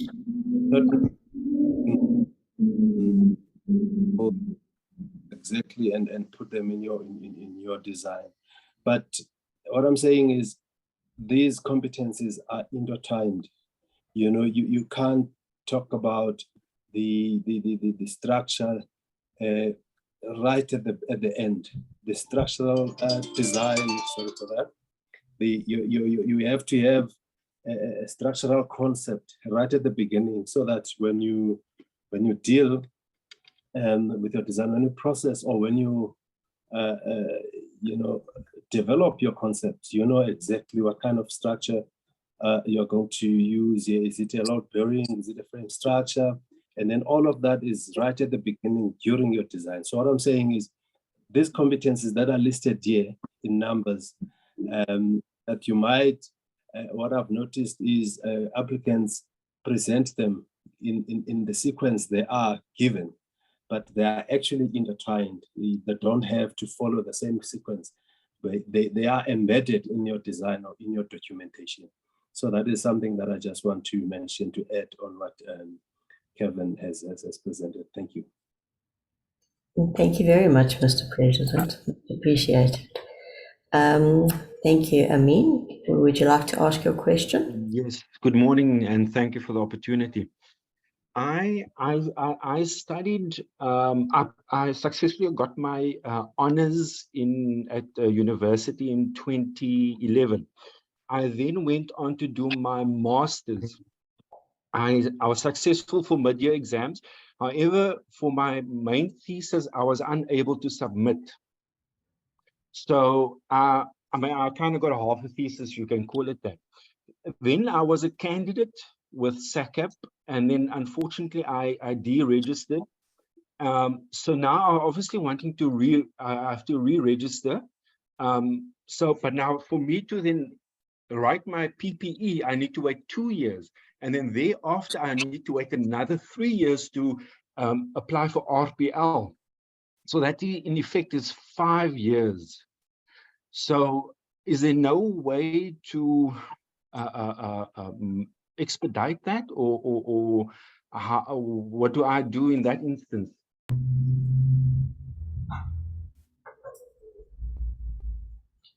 Hello? Thanks for your question. Kevin, would you like to come through? Yeah, thanks. Sorry, I thought you were going to answer it, Kim. Yeah, so, I mean, you sound like you've been through the ringer there. And you'd be surprised how many people get partway through their final year. And having been previously a full-time academic, I can give you a few names that's happened to us. It's very unfortunate. And you were so close. And I kind of wonder why you don't pick up on that opportunity again. So that would be, I think, first prize.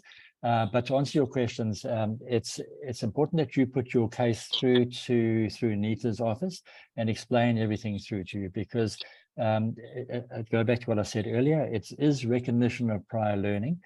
So what will be looked at is what experiential learning you've had, or what academic learning that you've had in your application. This timeline thing that you make mention of, again, there would need to be good reason why any waiving of timeline took place. There was a question earlier on about someone having worked for 20 years and they have the experience, but will have, I assume, supportive documentation that would corroborate that, to show that there would be good reason for the waiving of any number of years in whatever. So the office would need to better understand your application. So if you haven't done it yet, maybe you have, but if you haven't done it yet, please put it down in writing in the sequential point form that the office could best understand, and then put it through to the committee. I don't know if that helps. That does help. Thank you. And I'll follow up on that. Thank you so much. Thanks, Amin. Thanks, Kevin. I've also just been reading through all the questions in the chat, and I see a lot of the questions are related to the fees. So I'm just gonna, before we go on with asking the questions, I'm just gonna ask Nita if she can just give us the breakdown of what the fees is. You are still obviously welcome to email us if you want to see that breakdown of fees in writing, but Ms. Nita, you can come through. Thank you, Kim. I will share the board notice where our current financial year's fees are published in, and we will highlight the RPL fees. Just give me a minute.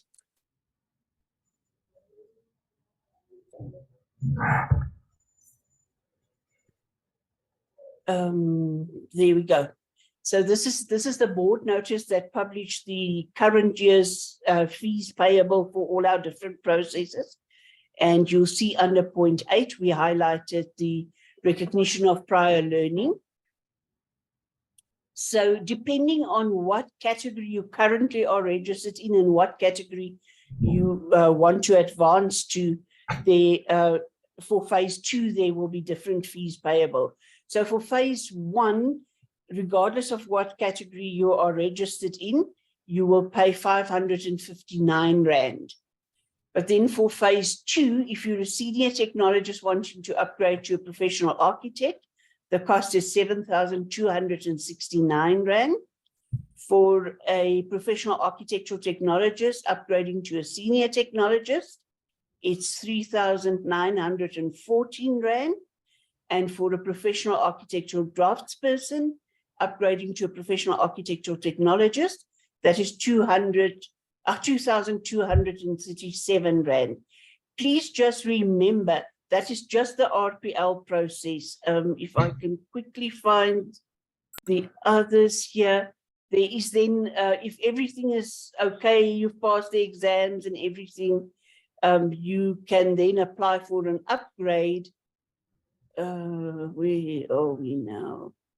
And there it is. There's an upgrade fee for the upgrade process is 2,646 rand. Thanks, I hope Nita. that answers all the questions. Thank you, Nita, for that. The next hand up that I see, May Muse, am I saying your name right?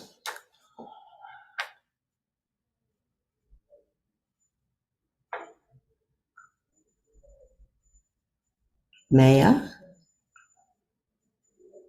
Hello. Hi, how are Hi, you? how are you? I'm good. How are you? Good, thank you. You can ask your question.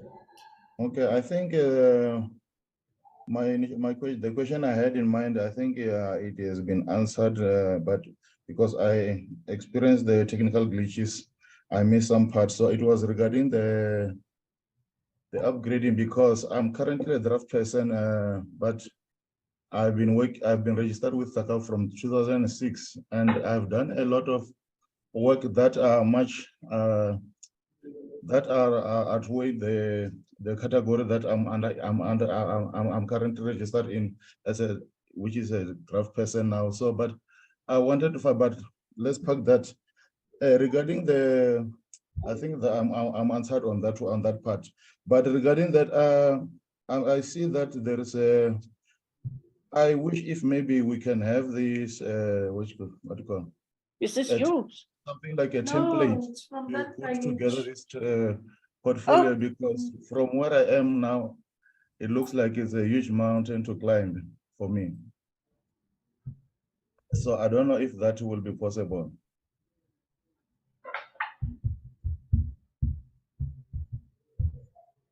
Hello? Sorry, member.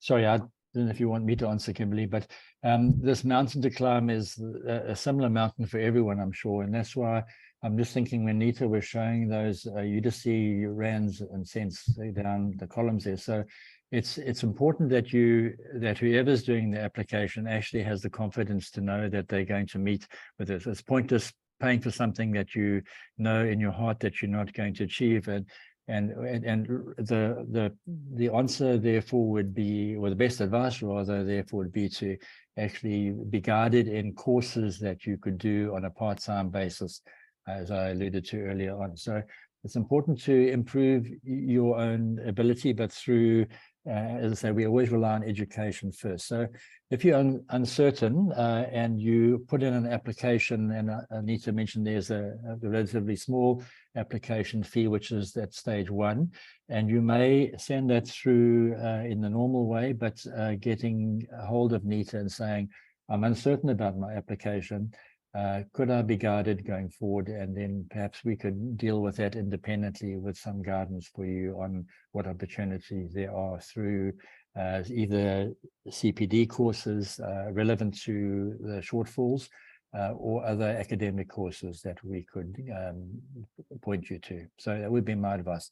If you know that you're not going to get through the portfolio because you're lacking in certain ways, rather find ways to plug those gaps in knowledge or experience before doing the application, and having spent quite a bit of money on trying to achieve something in your heart of hearts, you know, isn't going to succeed.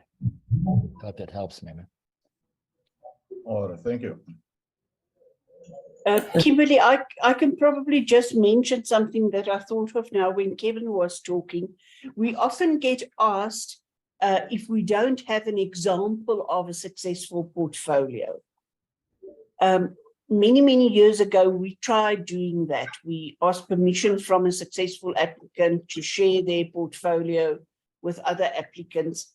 And unfortunately, what we then saw is that people were literally copying his portfolio.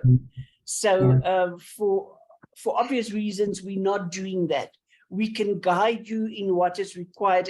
And I think what Kevin shared in his presentation, those 10 competencies are extremely important. If you, as he said, we had an applicant who started his presentation with, this is what I did in terms of the competencies. So if you are guided by those 10 competencies, and then maybe, as Kevin now said, determine beforehand you know, what you are lacking and try and make up for that before you apply. Thanks, Nita, for that. Larry, would you like to ask your question?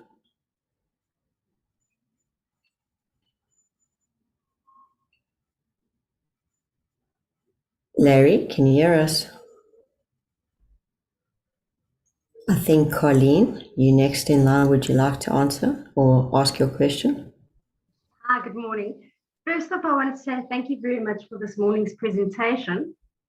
I wanted to ask, I have been registered with SACAP as a professional draftsman since the early 2000s. I've worked as a professional, I've worked under a professional technician for about 10 years, and then I've been fortunate to be able to go and study full-time at UKZN, completing my Bachelor of Architectural, my Bachelor of Architecture last year, and I'm currently doing my honours at UKZN with the idea of doing my Masters next year.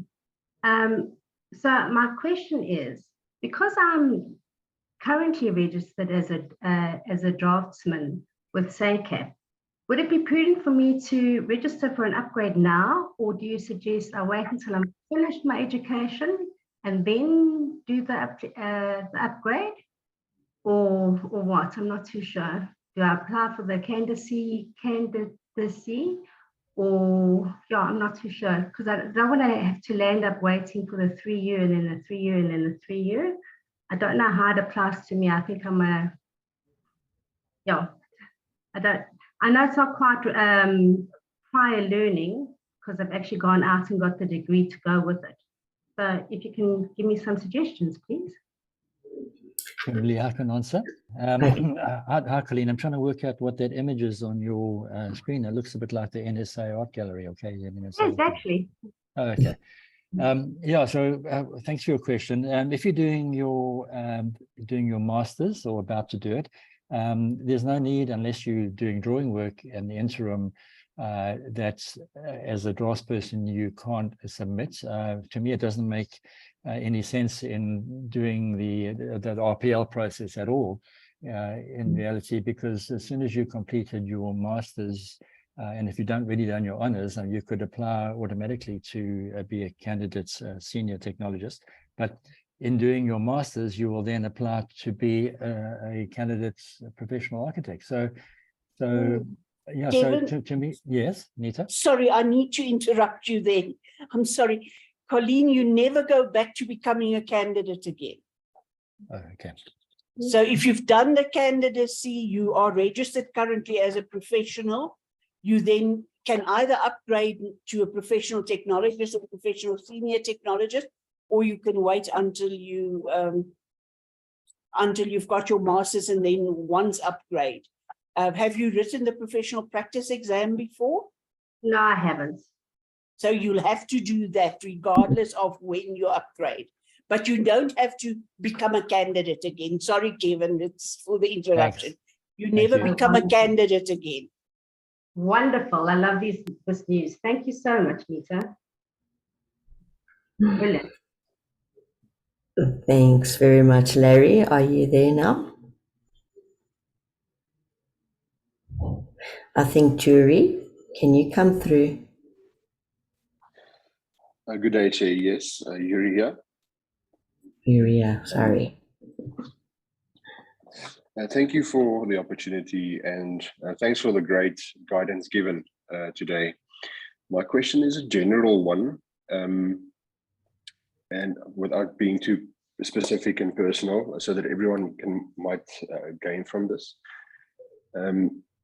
I would be interested in upgrading, as I'm sure many others, from senior architectural technologist to architect, and appreciate the various competency levels that need to be demonstrated, as well as the work done over the 6 work stages.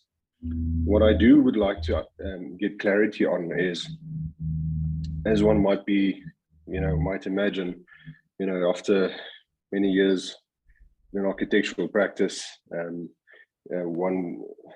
currently running my own practice, we do a lot of the work ourselves, and other portions of the work you don't do yourself. So I'm as Councillor as the councillor tried to explain, that you guys are looking for, current work, 5 years or less work. I was trying to think, how long ago did I do a window schedule, for argument's sake? I'm reviewing them on a weekly basis, but when last did I actually draw one? So in the interest of being transparent, where do we draw the line in terms of what design development work we actually do,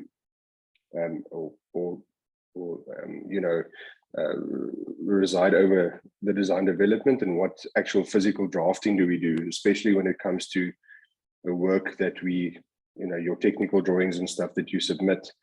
If I have to think back at a perfect set of technical drawings or coordinated construction set that I've physically drew myself, it's many years. It's definitely longer than 5 years ago. But like I say, I do the design development and on a weekly basis, and it gets drawn by some of the junior staff in the office. So how do we make sure that we stay honest in that process, and while expressing our competency? Thank you. Kimberly, if I can respond to that one.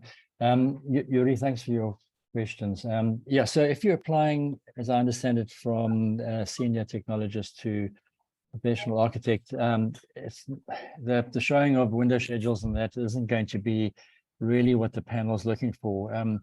But most of the people on the panel, and I'm talking about the people who are at professional architect level, will have done a master's degree, and will know and pitch it against what they were, their own experience was, or their knowledge of what's required at that level of education. So if you are applying to be a professional architect, it's almost as though the panel are looking for you to talk about theoretical things, about your conceptual stuff and that, more than the technology thing. And particularly, I think you said 20 years, so you are ripe for being a person applying for this thing, because it is really, when RPL was conceived, it was a transformation tool, and it was also looked at people who have been in practice, so more, not young people, in other words, people that have been practicing for a long time. So to answer your question, it's the window schedule, and that's not going to be of importance, or all the coordinated drawings in that necessarily, unless it shows complexity in a building type that you.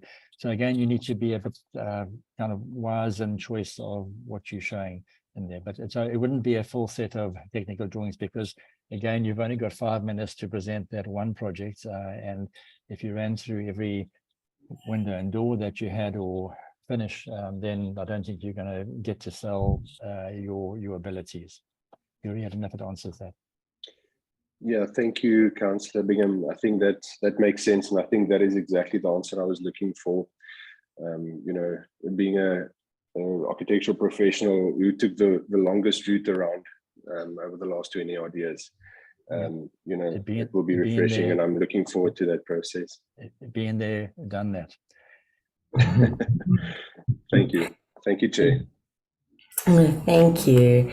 I just want to check honesty. You had your hand up. Do you still want to ask a question?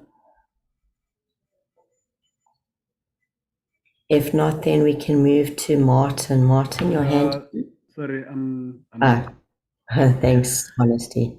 Yes, I would like to ask. I've been a candidate since 2014. I'm going to be writing the exam now, but the kind of work that I've been doing is basically not what I'm registered under. I've been working under a PR architect and technology and a senior technologist. To be specific, I would do petroleum. But now, even when I'm ready to upgrade after the exam, I won't be able to sign off plans or do the work that I've got experience under. What should I do under that situation? Oh, honestly, I don't really know how to answer your question, other than that maybe you need to, for me to deal with it outside of this webinar to better understand it. So I don't want to answer something that I haven't fully comprehended the question of. So I'm happy to help you, but just need further guidance or explanation. I don't know if anyone else can answer it. Good luck for your exam anyway. I agree. I agree, Kevin. It would be better to have more information before, and all the full information. So should I send an email to you, Anita? Do you have Nita's email address or my email address? You can send to either and then we'll forward it on. I have yours, Kimberly. Okay, perfect. Honesty. Forward it to me and then we'll address it off this platform for you. Okay. Okay, thank you. Thank you. Martin, would you like to come through? Martin Olivier. Yes, good morning all. Thank you, Mr. Bingham, especially for your guidance on preparing the portfolio. Much appreciated. I got the BTEC. I will be upgrading from PSAT to architect, hopefully. I got the BTEC degree before SACAB existed, registered without writing the PPE. I know all of that kind of pre-qualifying stuff. My question actually relates to, now that I'm almost 50 years old and starting a family, I actually had enough of kind of flagship architect, high design practices. The corporate life just got too intense. So I'm kind of now in a well, it's not a small town, but it definitely has a dysfunctional municipality, and there's not that much confidence in building maybe. Yeah. So the question relates to all the projects that we submit here. Do they all need to be successfully built? In other words, becoming a self-employed senior technologist, and with the 5 years ago, and with the identification of work kind of restricting me working at a higher level, I really don't want to go back to being employed. Do all of the projects we submit, these 5, do they all need to be successfully built, or can they be work done at risk? You're not supposed to be doing. Robert, we can hear someone talking. Sorry, someone's not on mute. I don't know who is talking in the background. Yeah, Martin, thanks for your question. Good question, because this does come up from time to time. So you're going to need, as I said earlier, particularly in application for a professional architect, you're going to need to show competency across 6 work stages and complexity of buildings as well. So that's perhaps where your difficulty lies. But to get to the point you're raising about conceptual work, you can add conceptual work in as well, and non-built buildings, and it depends on the other stuff that you show, other than the hopeful work, that is. So there may be projects, and you say you've been doing this for quite some time now. So that will come into play because people will be wondering what you've been doing since 2006 or whatever. So I'm preempting what might happen. I'm not on your panel, so I don't know what the questions might be asked. So they'll look to you in recent years showing ability across the 6 work stages, and again in complexity of building type as well. So not that you can't show conceptual work because you may be busy with the project at the moment and only done work stages 1 and 2 and perhaps 3 or something like that. So it may be a really great project that you're proud of and you want to show. So you can add that in as well. But I don't want to understate the difficulty in applying for the category of professional architects, because you really need to show it all, and you need to have all competencies, all the work stages, and that to have any joy at the end. Okay, thank you. Thank you very much. Raki, I know you've had your hand up for a long time. Would you like to come through?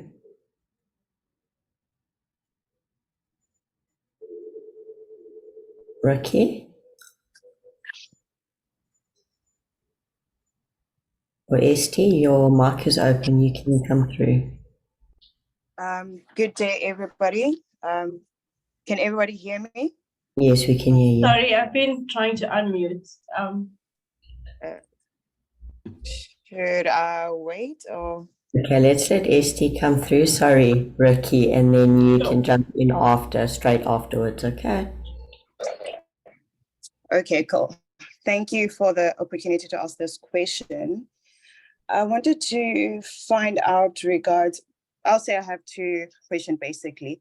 Like if your work experience is basically based in South Africa and maybe you done your BTech in South Africa, however, because of life commitments, etc., not a lot of universities in South Africa do offer a part-time to do your master's. So, and then you end up doing it internationally.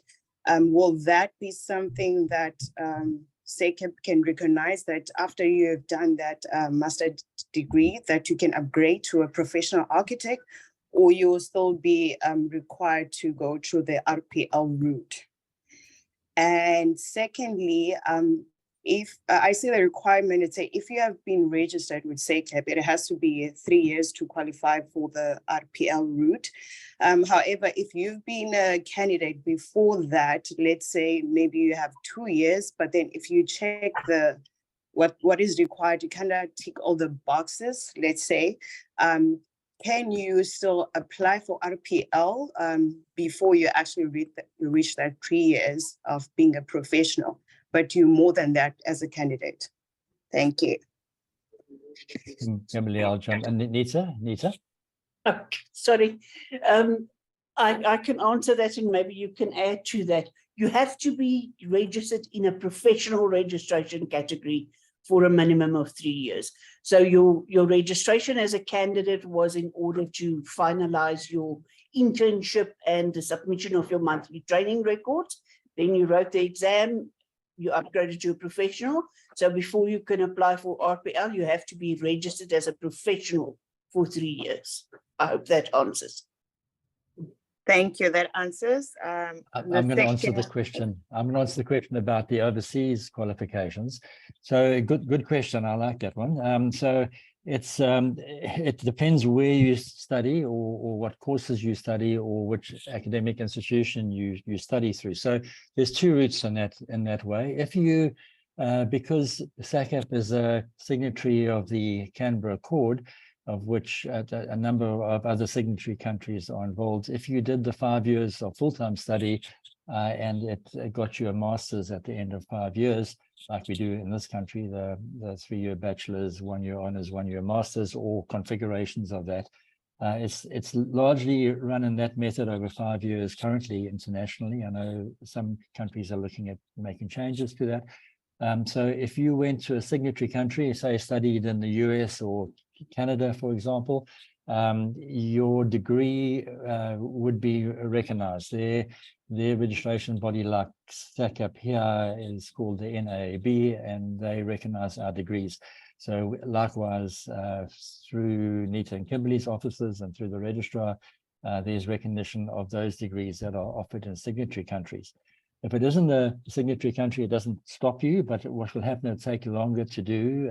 Again, it goes through the SACEP office, and you'll need to make the application for recognition there, and it then gets sent through to SAQA, which is African Qualifications body, and they will then evaluate your degree based on whatever they look at, and then we'll come back to usually through Kimberly's office and say this is recognized as being equal to our masters, or they in most cases would see it in some way being less, depending on where you did that degree. So be sure, if you have or haven't studied yet, that the educational institution that you go to overseas has recognition in our country or international recognition that can be used easily by SAQA, or if it's not a signatory country under the Canberra Accord, as I said, it takes longer to achieve.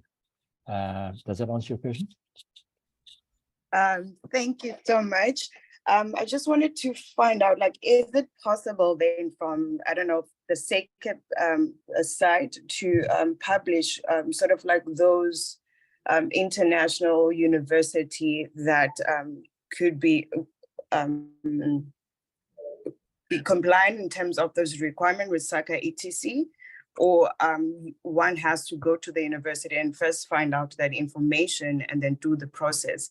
And like, how long will that process take, roughly, or estimate? Yeah, I can answer that. I don't think that the SACAP office could help you that other than if it was done through the Canberra Accord, and you can Google Canberra Accord, and it is also a link, I think, on the SACAP website to see which countries it is. Because if it's a country and you went on the Canberra Accord website, it shows you all of the institutions. There's a list of, like under SACAP, if you clicked on SACAP in the under the Canberra Accord, and I'm talking about only those signatory countries, you will be able to see the universities that have been through their own internal accreditation processes. In our country, it's I think 9 of the universities have been through that. So it wouldn't be up to the SACAP office to tell you which universities that will apply to, and so it's a difficult one that they couldn't answer. It can only be answered through the SACWA, and so it would be important and essential to do your homework on those institutions before. If there was a question and you were totally unsure, I'm quite happy to try and help, and you'd need to submit the names of those institutions through the SACAP office, through Nita and Kimberly, and perhaps I could help by doing some homework for you. Thank you so much for that answer. That helps a lot. I can probably just add to that, Kimberly, if you'll allow me. If it is not one of the Canberra Accord signatories, but you've got a foreign qualification, rightfully, as Kevin said, your qualification must then be evaluated by SACWA. And SACWA will tell us what it equates to in a South African qualification, what is the closest South African recognized qualification, and they assign an NQF level to that. And then in the registrations unit, we use that indication of the NQF level to determine your category of registration. Thank you so much for that. Thank you, Nita. Ricky, would you like to come through now? So I just want to ask about, the various competencies where certain candidates would fall short in certain competencies, and the advice is that you could attend these courses to fulfill that gap where you're lacking. But then how does that tie in with the entire application? And then finally, your portfolio and your presentation and all of that? Because essentially, if say you're lacking competencies in, I don't know, design or heritage or whatever, then that course is fulfilling that, but then your portfolio lacks those elements. So how do you balance it off? Kimberly, I'll answer. Thanks, Ricky. Another good question. So it was partially answered a bit earlier, 2 or 3 people earlier on. You need to have, and it sounds like you don't have the surety or confidence that some of these aspects are going to not be helpful to you in your application. So if you know what those are and are going to be helpful to you, if you could just list those that you think or feel that you shortfall in, and again through Nita's office, send an email to either her or Kimberly to be forwarded to one of us, to perhaps be helpful to you, to point you in the right direction.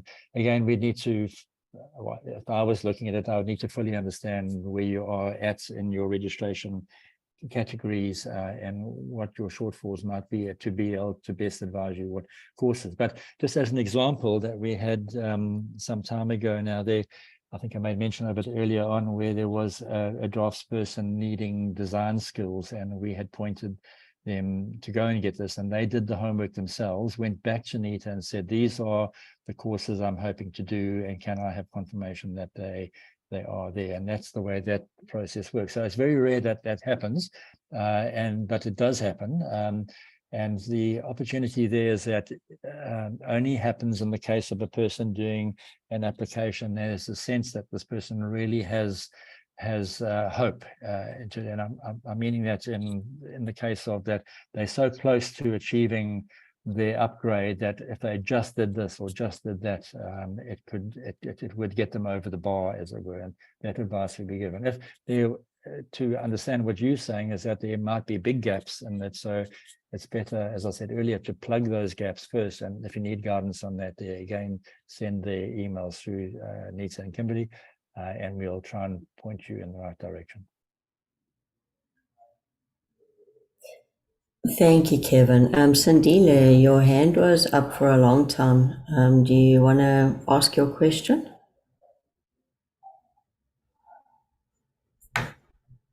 Sandile?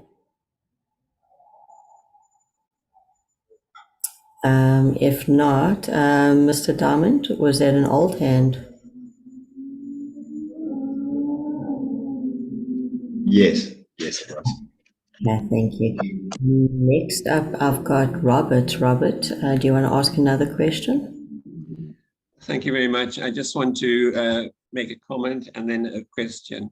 And Kevin, you know that I'm the devil's advocate. I'm terribly impressed with your presentation, and I'm totally intimidated as an architect with those requirements. I would love to see you get 5 or 10 architects to tick off all the boxes and present a meaningful and successful application. It is very encouraging that the bar is set so high. My compliments to all 3 of you and to SACAB for doing it. The question that I would like to ask is, you know that in practice, there are general firms of architects and there are specialist firms of architects. What happens if an applicant comes from a specializing firm of architects and comes short on the breadth of types of building? As I said, you have generalists who do a little bit of everything, and you have a couple of specialist firms who are limited in the breadth of their choice, but they are much more in depth. How do you handle that, sir? Thank you. Thanks, Rob. Kim, if I can answer. Yeah, Rob, just to go back to your earlier point, yeah, it is difficult. We're not trying, RPL is not trying to replace people going to university or colleges and doing education. That should be the first goal, but RPL is really just acknowledging that there's people that didn't have opportunity, or people that through life and age and whatever, or funding perhaps, that haven't had that opportunity. So it's trying to address mainly those people. It's not seen as a shortcut to anything. So your point about being able to achieve all of these items, I often raise this, and knowing you, Rob, and your expertise and heritage, it applies to, in my view, other types of building types as well, because we know that for you to go to university for 5 years, in those 5 years, you may never experience a certain building type or deal with all those aspects. But at the end of it, after doing your candidacy, you then a professional architect. So I often argue the case of that we learn most of what we do as when we're out in practice. And as you were saying earlier, with this person working for you, will have learned from you and through the work that you do. So going back to your second part of your question was, what happens if you work in a specialized firm? And we often see this, having done this now for the past 4 years, it's a number of things come through very clearly. People who have had the opportunity on working in a large practice will have one of 2 things: either have massive experience and have dealt with design and conceptual work, if that's what they were allowed to do, or, as you describe, a person that's been put in a pigeonhole and is merely doing a certain type of technical work. For example, someone mentioned window schedules earlier on. And so each of us will have our own abilities and skills in that. So how do we deal with that? So unfortunately, the reality is that you're having to show competency across all of these 10 areas.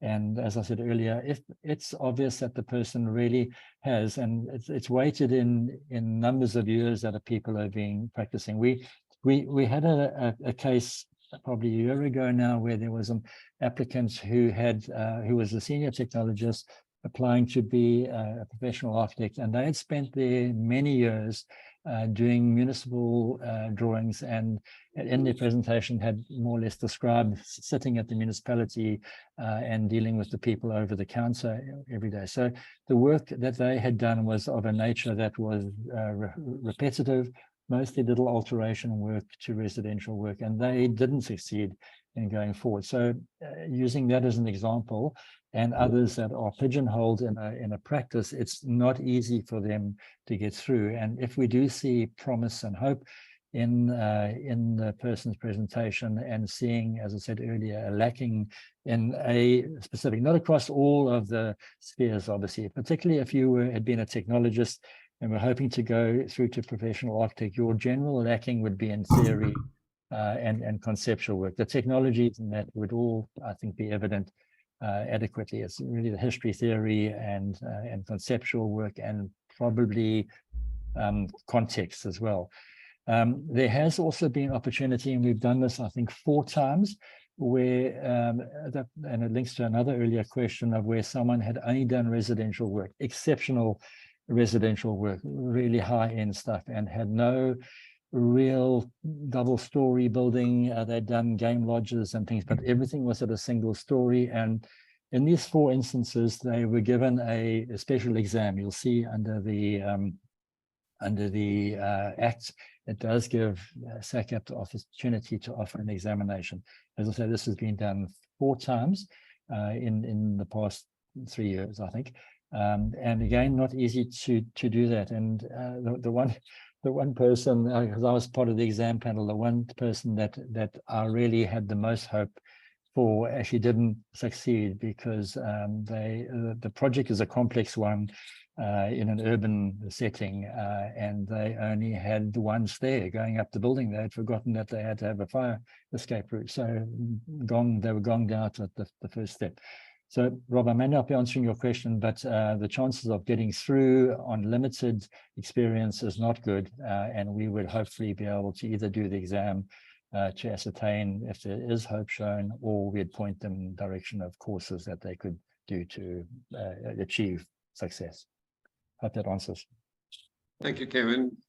Finally, is your presentation available after the close of this program? Yes, I can answer for that. Yes, it will be available on our Facebook, even on our YouTube. On request, we can also submit, but it's available on YouTube and Facebook. Thank you. Rob, if you don't have YouTube and Facebook,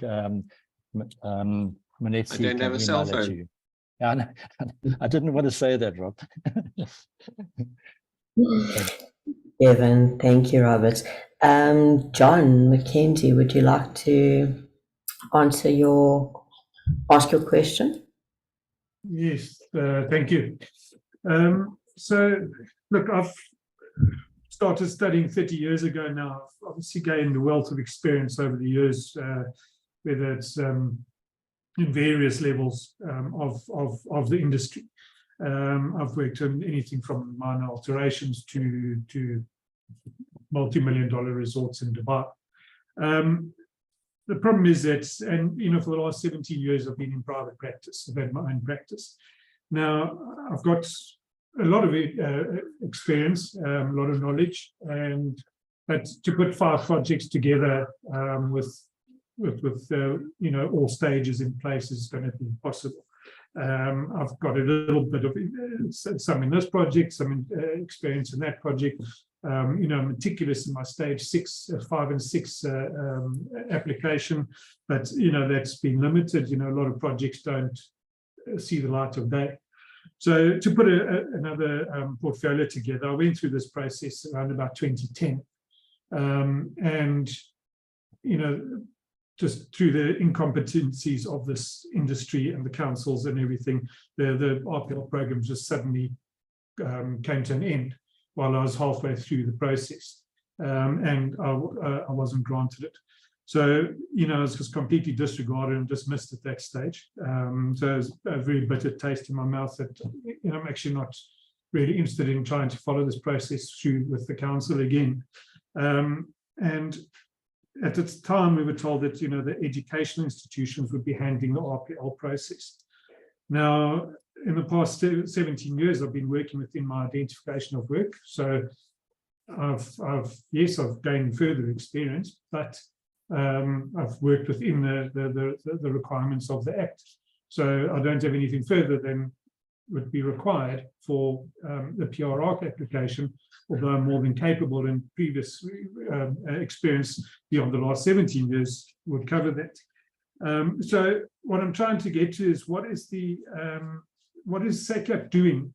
And in terms of the Act and the SACRA, the education institutions are obliged to provide RPL programs. But I've contacted every single educational institution that has an architectural program and faculty, and nobody knew what the heck I was talking about whenever I've broached the subject. So what is SACAP doing about implementing these RPL programs? Because I can't afford, at my age, having been in the industry for 30 years, trying to run a practice that's already a struggle to barely make ends meet every month, to now go and do 2 years full-time study, and to try and get a full qualification. And because I wasn't able to do it at the time, and all that was available to me was a BTEC. So what is SACAP doing about enforcing this and implementing these RPL programs at the educational institutions? John, I can't believe if I can answer. I'm sorry to hear of your bad experience. It is true that the universities, this is going back to around about 2000. In fact, when I was teaching at UKZN, we very successfully offered what was RPL then, and it was called the OPAL clause, where people who had been in practice, I think it was 15 years, it may have been 10, I may be wrong with the number of years, were able to apply through, I think it was SACAP at the time, was it, or through SACAP, and then applied to a university. And the applicants sat in and worked with the thesis students and presented a thesis with it was in the studio and in the examination process, along with everyone else that was doing their 5th year. And that involved doing architectural design, supportive building technology and services, and then a theory course that was run. And for me, that really was, and if we could achieve that again, I think that would be really wonderful, because it puts people on the same level. The exam, there's no question about it, where this person passed, because they have examiners from all over, and you on an even keel with everyone else. So that would be wonderful if we can achieve it again. However, Kimberly and myself would be able to tell you, we just recently attended the heads of schools meeting. That's the heads of architecture schools meeting, which was held in Bloemfontein a few weeks back. And the problem with academia, and I'm calling it a problem, is that universities run on funding, they run on putting out graduates at the end of the day, and the higher the qualification, the more income they get. And so when you talk to the heads of schools, and I'll come back to your question about RPL in a moment, is that the heads of schools are overwhelmed in many cases, as are their staff, in being able to achieve anything else. So to run something else, and I'd put together a series of modules that were seen as short courses, and it's something that I'm hoping the registrar and others and I can still work on going forward, particularly for people who are in the category of a senior technologist with the number of years that you described, John, and opportunity to do short courses, and that would be meaning that you'd need to attend the courses, that you'd need to do some reading, and that you'd need to write short reports on whatever it is. There would be no exam at the end of the day, but you would be assessed on your coursework, as it were, over a period of half a year or 13 weeks. So that is in the pipeline. We're hoping to achieve that, and that's a dream at the present moment. Going back to your question about RPL, so SACAP doesn't provide RPL courses. There has been conversation about CPD courses. I'm sure you'll have done your annual CPD points that you have to get, and hopefully those have been worthy courses that you've done. But there's also the hope that these modules that I've been talking about could be offered as CPD courses for you to build credits up to achieve that, to then put forward those credits as part of the RPL application process, and then value would be given to that to plug those holes, as I said, that you made mention of earlier. Don't know if that answers your question. Thank you, Kevin. Can I just also reiterate what Kevin has said there, John? The RPL at the universities, they do theirs for the qualification. So for their different various qualifications, they expect their students to actually put a portfolio of evidence to see where they can kind of get credits for the higher qualification that they want to go into. But SACEP is also, as Kevin had said, we are working with our voluntary associations to offer CPD courses within the different various 10 competencies of architecture to allow our applicants to actually gain experience through CPD courses. So we are trying to implement that. We currently are already doing it. So we hope in the very near future, these will be rolled out for our registered professionals as well. I hope that will also be a bit of assistance to you and everyone else. Tim, if I can just pick up on the point, and sorry, John, I didn't answer that question that you'd asked.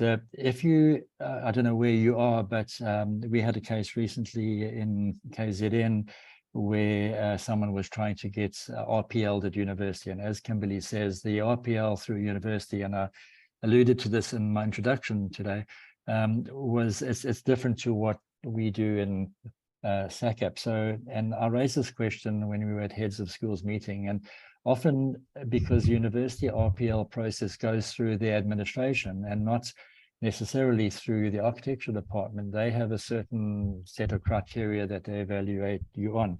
If there's a problem with that, and you may have had this problem already or no response, it's important that you get to talk to someone in the architecture department, wherever you're based at that nearest college or university. And if you have problem getting hold of someone there, and as I did in KZN recently, was to get hold of the head of school and say that this person is applying, can you point them in the right direction? So let us know if we can help to point you in the direction. But just to end off, I'm hoping that you won't take your past experience as what the way things happen now. It's not to guarantee anyone getting through or passing whatever, but I think a tremendous amount of work has happened over these past years to make this a more perhaps amenable way forward, and with the guidance that we can give, I'm hoping that people will gain success where warranted. All right, Joe, thanks for that. It's just a frustration because, we seem to keep hitting a brick wall. As much as capable and competent, you don't meet the minimum requirements of the application. So it's, we just kind of have nowhere to turn. And, I don't really feel like going through the whole process again with the council. I'd rather get the qualification. But as I say, the reason I went into private practice 17 years ago was out of an extreme frustration in the industry by virtue of the fact that I couldn't, the complete and utter incompetence of all the architects, the PR arcs that I had encountered over the years. And subsequently as well, it's actually quite frightening to see some of the PR arcs registered as PR arcs and the work that's been produced and the abilities that they've got. Yet it's impossible for me to do an RPL because I've been complying with the identification of work for the last 17 years. So I'm stuck. And as I say, I can't exactly take 2 years off, still maintain paying bonds and costs of living and everything, and go to full-time studying and just, take a sabbatical and go and have fun. We haven't all won the lottery. So it's extreme frustration, and just find that the council is not assisting us effectively. I understand the council's there to protect the public, but at some point they need to start looking after their members as well. And I'm finding that it's falling very, very, very short at the moment. John, I'm so sorry to hear that, because the people you're talking to are us. We are the council, the Charles, President Charles and myself. So we try really hard, I can promise you that. And I listen to you all. And I've also been to the ringer in my own education. It's taken many, many years to get there. It took me 10 years to get my master's. So I've been through what you are talking about. Don't give up is my recommendation to you. There are part-time courses. My advice to you, if you're a senior tech, you you would really have the level, hopefully, of you need to go through the RPL process, obviously, and I'm sure you would achieve it. But I know, because I'm in KZN, that UKZN now have part-time honors and masters courses. So the opportunities there. We, in fact, have had someone in our office that was working and doing the part-time course at the same time. So it's not easy to manage. I'm trying to make it an easy thing, but we are answerable to you. Let's say it's Charles and myself. So if you've got any finger pointing to do at the present time, point it at us, please. Thanks. So I want to take up too much time. It is most of the places insist on full-time. Full-time, there's no. I haven't found anywhere that does part-time for degree courses. Move to Durban. I think that may be a plan. Thanks, Phil. Thanks, Kevin. Thanks, John. I see our president has his hand up. If you'll just allow me to let him come through. Thank you, Kimberly. Yes, yeah, I was just going to echo what Kevin have just mentioned, that there are ALSs that are offering online honors, masters, degrees, UKZN, and if I'm not mistaken, University of Free State. I'm not sure if they are still offering that. And I think on our side, as SACEP, we are trying to talk to, or in fact, we are talking to the universities to actually make these masters available online, because most of us, even myself, I am a BArch graduate. It was, by the time I qualified, it was not an MArch, so it was a BArch at that moment. And our category, we are given 8, the MArch is 9. So though we are recognized to be in the same category, but now if you want to lecture at the university, you must have masters. So even ourselves, we have to actually do masters. I ended up doing masters in urban design just to obtain level 9. You cannot teach masters if you are not qualified with masters. So we are communicating with the universities to actually make those online, opportunities available for the RPs and those that are in practice already, and even those that are qualified with BArch would love to get into that. Those are interested in academia. So that is what I was just going to mention. And also to add, in the issue of RPL, what we've also came up is the young graduates. The guy who is a senior technologist and is very young, in his early, is in 30s, maybe he's not even 30 years old, and he's applying to be RPL to an architect. And you are still young, I have time to actually study through the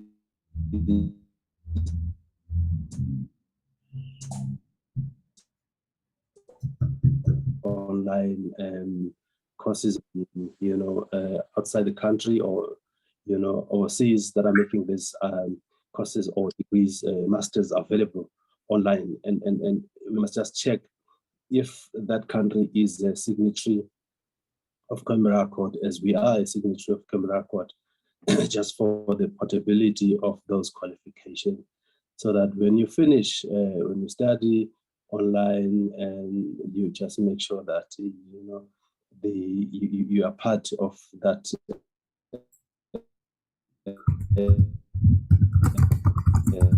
Sorry, Mr. President, you're breaking up quite a bit there.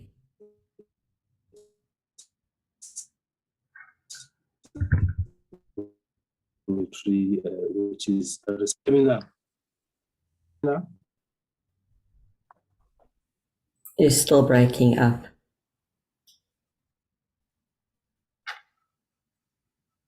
Okay, no, that's fine. I think I've made my as far as the online by certain universities. Thank you. Okay. Thank you, Mr. President. We're almost at the end of our session. I see we've got 3 hands left. So, Franco, would you like to ask your question? Good morning, Kimberly. Yes, regarding the 6 stages of work, we have the problem I'm having is from stage 4.2 to stage 6. Is I'm working for a big developer here in George, and they do all of the stuff basically in-house, the tender processes, all of those. They have their set contractors, subcontractors and stuff they do. And I don't have to do the JVC contractors because I'm working for the developer itself. So they do all that stuff in-house. So how would the RPL process go towards getting those knowledge? Kimberly, I can answer that for Franco. Hi, Franco. I don't know which category you would be applying to. Can you just tell me which one? Yes, I'm currently a professional draftsperson, and I would like to go to a technologist, or if possible, to a senior tech at most, because we'll never say at most because you've got to aim high. Sometimes. Yeah. So anyway, so as I said earlier, it's relatively, not relatively, it's easier applying, particularly if you've been working for some time as a draftsperson, to upgrade to a technologist. You can't jump the ladder, as I said earlier, and I explained that process at that time. So do it one step at a time. To answer your question about the work experience on the work stages beyond 4, that is, my recommendation to you would be to get experience in that there before you put your application in. So talk to your developer friends and say, listen, I'm busy wanting to do this application process. Can I have experience and do that? And would you let me come and sit in on meetings? That it's going to take some effort on your part. It's going to take time on your part, and it's going to take willingness on their part for you to be able to achieve that. But I would advise against knowing that you don't have certain work stage competencies, because your chances would then be limited, and you may not have success after having paid for your application process. So rather gain that first and be confident that you have, at least over some of the projects, as I said earlier, particularly at a draftsman level, on some of the projects that you have had the opportunity to do work stages 4.2 and 5 and 6, or whichever the ones that you have shortfalls in. So get the experience and take the time to achieve that, rather than, I know you want to rush things, and I know we all think our lives run away from us, but rather do it properly and smile at the end. Okay, thank you very much. Well, thank you, Kevin. Thank you, Franco. Gary, you up next.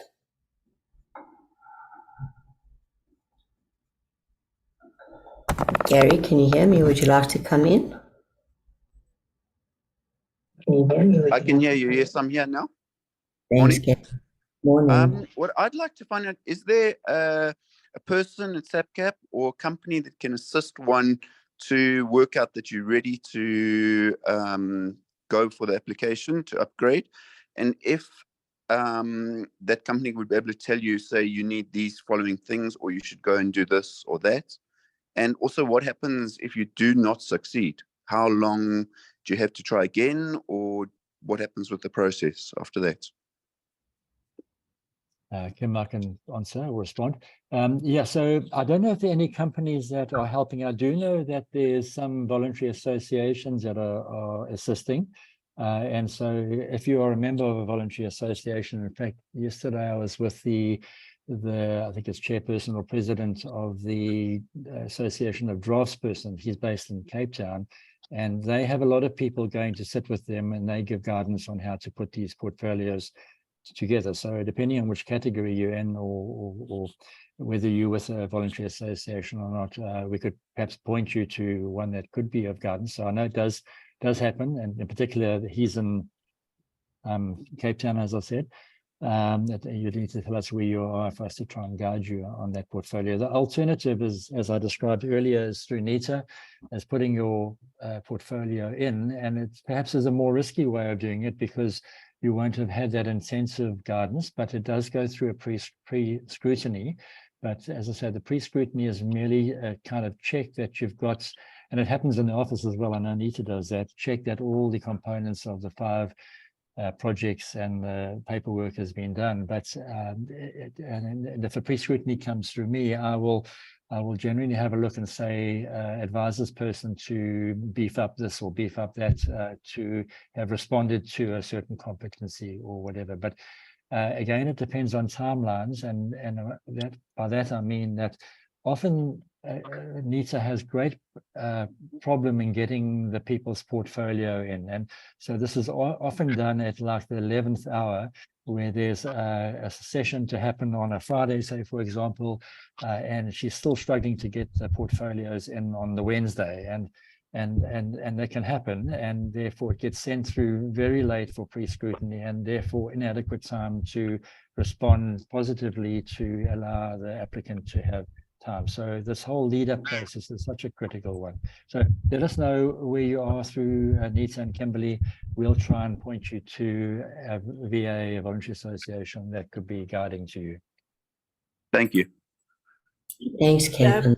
Kimberly, if you'll just allow me to add as well, we've had instances where the pre-scrutiny was done and the comments then indicated, that the applicant lacked in certain aspects, and they then withdrew their portfolio, updated that and submitted a new portfolio. So that has happened.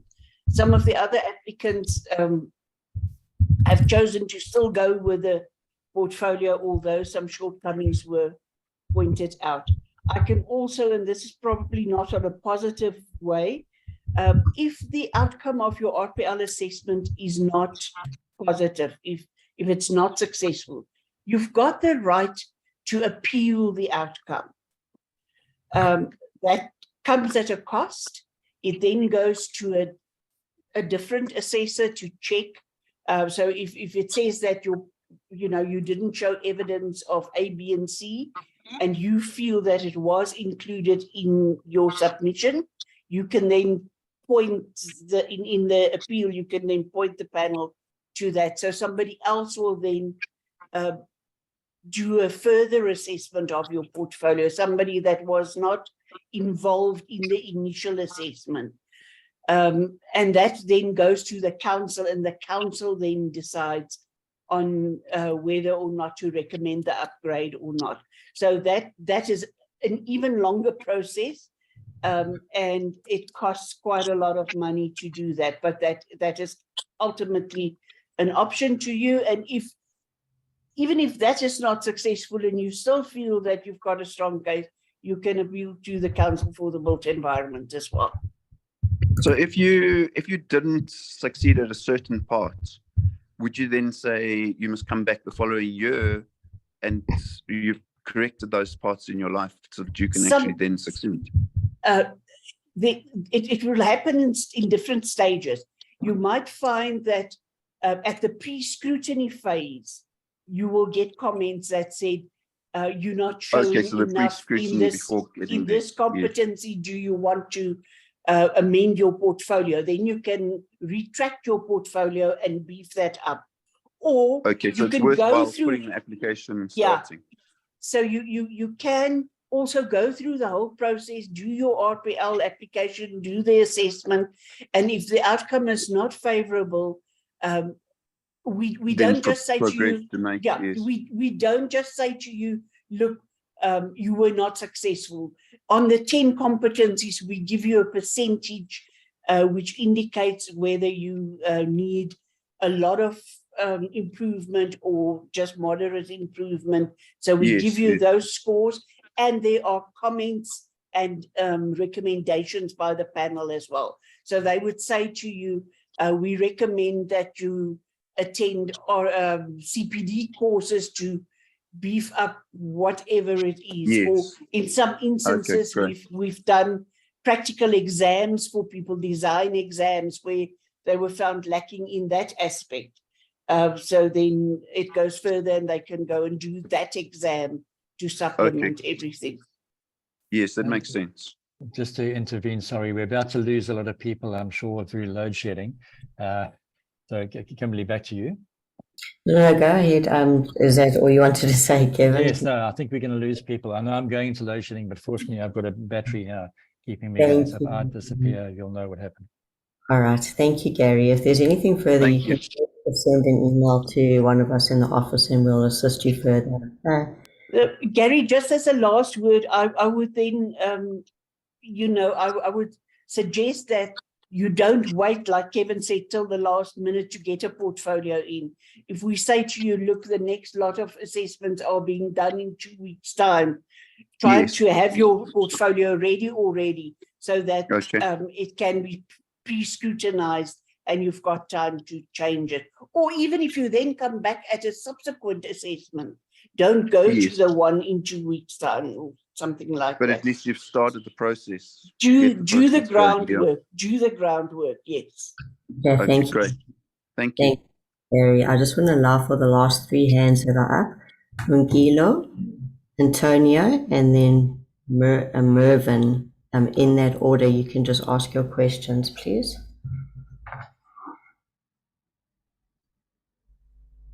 Lungelo.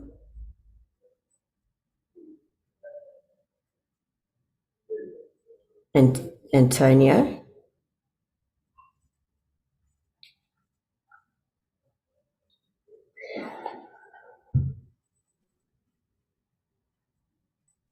Please ask your Hello? question. Yes, can you hear me? Yes. Okay, it's Lungelo speaking. May I ask if the emphasis is on the drawings or council drawings only? I'm asking because currently I'm registered as a senior architectural technologist, but I'm working for government. So now if you're in production in government, you don't really do council submission drawings. So if I do a portfolio, it will be a portfolio that was like, that involves work that was done like maybe in like 3 years or 4 years ago. And again, I wanna ask if, does it count to your favor if you've done extra courses? For example, after registering as a senior technologist, I've been registered over 3 years, but then I also studied further and did my honors and did my postgrad in projects management and currently doing a master's in urban design. Does that count to my favor? Because I'll fall short in terms of drawings with council now that I'm working for government. So that's my question. And again, it gives so much confidence when I hear that SACEP is not really trying to gatekeep, but actually trying to help. So that's very positive. With regards to architectural learning sites, I tried immensely to get to do my MArch after my honors, but there was a lot of gatekeeping in some other architectural learning sites. I have like sufficient evidence in that. I don't know whether the SACEP do actually check the demographics and the numbers of candidates that get accepted, because really there's a problem there. Thanks. Kim, I can answer Lungelo. Lungelo, yeah, just going back to your last point, that's one of the things that we do most at the SACEP, look for transformation, and we do note that transformation has happened very well in the bachelor's degrees, but it falls off in the upper degrees, and there's various reasons why that happens, and we're looking into that. And our bursary policies favor students that are in the upper degrees, the honors and the master's degrees, because most students can get funding for the bachelor's degree through NASIS. So that is being addressed. So rest assured that we are aware, and that's what this is all about, actually, in many a way. But sorry, may I clarify that point? I'm not asking in terms of bursaries. It was gatekeeping in terms of allowing someone to go further and study MArch. Yeah. Yeah, I have Yeah. over No, I 20 hear you. emails in that instant whereby I know my portfolio was good. I had money to study. I had good results from my honors, but I was just refused to further my studies. Yeah, well, I'm not going to ask what university or which colleges that you applied for, but we are aware of this because SACAP education, part of the education process is accreditation at the universities, and have just the president and I have just been on a number of these panels around the country, and it was one of the points that we raised at one of the universities, whereas there was gatekeeping in terms of a minimum percentage to get people into a certain upper degree course or whatever, and there was a sense of that was excluding a whole lot of people. So that's been addressed. It was put as one of the points for them to address going forward, and that was addressed with their Vice Chancellor when we met with the Vice Chancellor. So universities are being pushed now to drop those entry levels because there is a lot of discrimination, and we often find in architecture that people don't often shine at certain years of their life or certain stages of their progress or education, but you could be poor as a student and become an excellent architectural person later on in life, or conversely being an excellent student and not really do that well in the rest of your architectural life. So if people's lives changes, as we know. So we are aware of that and are addressing that there. But go back to your questions, and there was, as I said, the panel only looks at the competencies that they're given to assess. We'll look at your work that you show relative to those competencies. And as I also said earlier, that it's difficult or most difficult to upgrade to professional architect. So you will need to have shown some experience in that. And from what you say, it's going to be difficult to show that. You asked a question about doing other courses. So interesting enough, we have a lot of applicants that do project management. We often have applications from people that perhaps have run their own businesses and employ professional architects to do the work for them. So the work they show is work from their office and not work done by themselves. And that's an issue.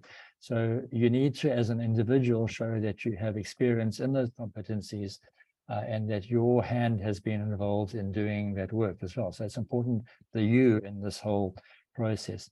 So again, to go back to your point about doing a project management course, yes, any education is helpful. The president was saying earlier that he had done another master's course as well. So there's opportunity there, and I don't want to discount anything that you might have done, but I know it would probably be more difficult than a person applying that would show experience and competencies across that level. So I can't really answer your question until I had a look at your portfolio, or that some of us discuss your portfolio in person.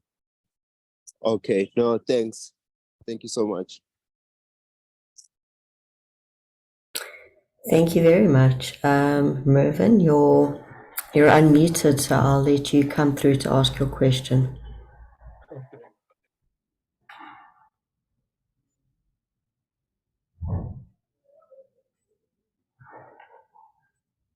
Hi, can you hear us? Are you unmuted? I'm there. Yeah, you're just very faint, that's all, but you can go ahead. Let's see if I can change it.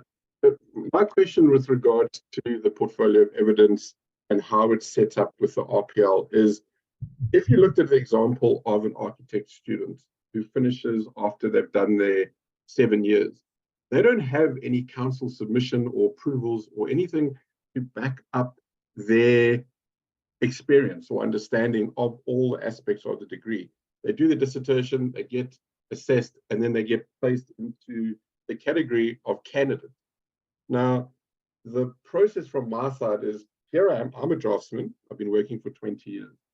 I have 20 years experience that I can put to a presentation or portfolio to how I understand the design, the philosophy, the relationship between spaces, etc. This is my portfolio. And then SACAP says, but you've never done this, where is your evidence? I don't have that evidence, in the same sense that when you finish your degree, you don't have any evidence that you've been at a power station and got it approved, or an airport. You've shown that you are competent to understand, A, everything that's required to produce work at this level as an architect. So my question is there any way, or for people who are transitioning from like technologists to architects, to maybe put them as a candidate architect for a year so that they can now go say and get that mentorship for the year, as opposed to having to do courses and find studying?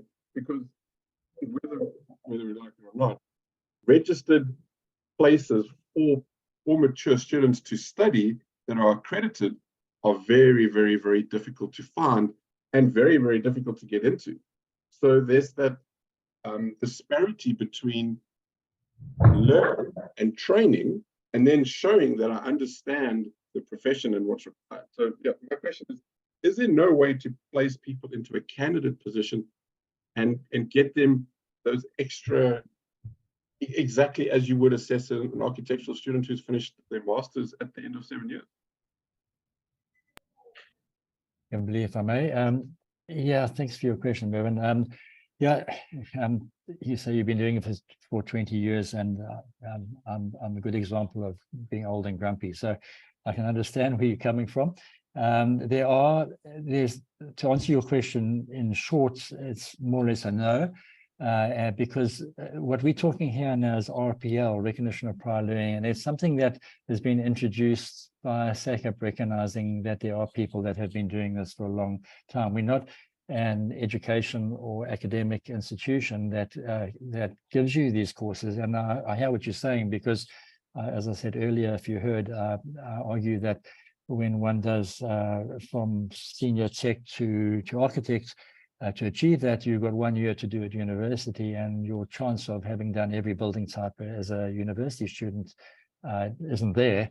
And so, but it's, I think you said earlier, it's the process that you go through and the thinking that you go to achieve a building type is what is being recognized internationally as the way to go. And so we follow international standards of recognizing academic study in terms of them meeting with the competency requirements. And that's the way this works. The RPL process that SACAP put into place is one to assist people on a way forward. So to answer your question, or to help you maybe, there are courses that you can do, particularly you mentioned you're a draftsperson. And so I don't know where you're based, but there are, if you get hold of Stadio, and they're based in Cape Town, and they have offices all around, but the leading lights in the architectural realm, and they do courses which are not necessarily you have to go there. There's online courses and that would offer you that opportunity. Exceptional courses, I want to promise you. I know these people that offer the courses, and I've worked with them in the past, and also continue to work with them, and some serve on these panels that we're talking about now. So give yourself that opportunity, get over the angst, I would recommend, because as I say, I've had to try and deal with mine, and try and work forward to achieve these modules. You'll find that you will be overwhelmed with joy at the end of them, because you will be able to achieve. Not to interrupt. The RPL isn't introduced. It's been in my file since I was registered in 2007. Yeah. It's not a new come up. It's written down. If I open up my file, I got 2 copies. Exactly so. It's not a new thing at all. So what happened where the RPL wasn't used as a mechanism? There was definitely a period in 2008 until recently where the RPL was, we're going to call it handbrake. I would say, when did I start in architecture? 2005. So 10-year period of the RPL being put on the back burner, and in the interim, what has SACAP done for the profession in creating avenues to transform it? I'm quite familiar that there's only 8,800 of us registered professionals, and there's like 54,000 engineers. That leaves us basically 60 million people in this country. And it seems like, okay, fine, we've got the RPL process to help you to get here and there. Thanks for coming. But what happens if the next dispensation comes along and decides to change it? Like, what else is there for people to study further? Because I know Stadio. I actually advise them on their software to use for their course. I'm very well aware of options that are there, but on a whole, why isn't placing a person in a candidacy role to help them with their competencies rather than saying, hey, listen, go and study? Surely the studying option is also prejudice to people who have no ability to study. How do you tell somebody with 2 kids in a job, look, we're going to upgrade you and give you an opportunity to be an architect, but please go and study and cover these courses? Like, when do they fit in between their work day? Like, I understand the theory behind it, but what is the practical working for day-to-day people who are, I can do this job, but now I'm sitting and I'm going to go through this whole process. And it's very, very limited, whether it's reflection of adversity or not. Sorry, Mervyn. Due to the time, and also we can't really hear you that well. Can you just summarize your question so we can quickly answer? Because we The have question really is, way over time. why isn't the option of placing people in as a candidate for the next level available? Like, that would help and speed up and make life so much easier.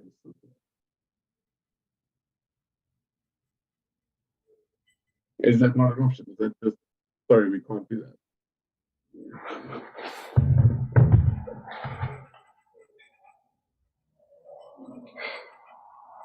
So we apologize, Mervyn. You really have broken up. But I think if you can maybe just actually give me a phone call, we can discuss your query offline. I think that'll just be easier. Well, thanks so much. Sorry about that. I'll take one last hand. We have run about half an hour over time, but obviously we will take questions via email, so please don't be despondent and think that we're just ending it. Please just email us. You've got our email addresses, so please make use of them for that. And Antonio, can you please ask your question? Hi, good afternoon. I just want to find out something. Am I correct in thinking that for you to advance from draftsman to technologist, you have to be competent in stages 5 and 6?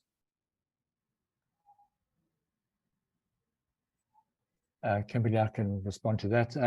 If you had to look at the presentation afterwards, you'll see on that chart that I showed earlier on of where your competencies need to lie. It would be advisable for you to try and get some experience across those. And if you don't have it, I'm just fearful. We never know who's on the panel, and that is kind of what we look for, that there's experience across the range of all 6 work categories, because otherwise you haven't complied with all the things. So my strong recommendation would be, as I said to someone earlier, please just go and talk to someone, even if it's a project that you know, either in the office or I don't know what your relationship with others are in the game, but to try and pick up some experience with that before you come, because at least one of your projects should have all of the 6 competency, not all of, sorry, all 10 competencies and all of the 6 work stages. Yeah, see, normally when I submit plans to the council, they approved, and then normally my clients appoint builders. I do supervise, obviously, just to see if everything is going according to plan, but I don't physically release the buildings.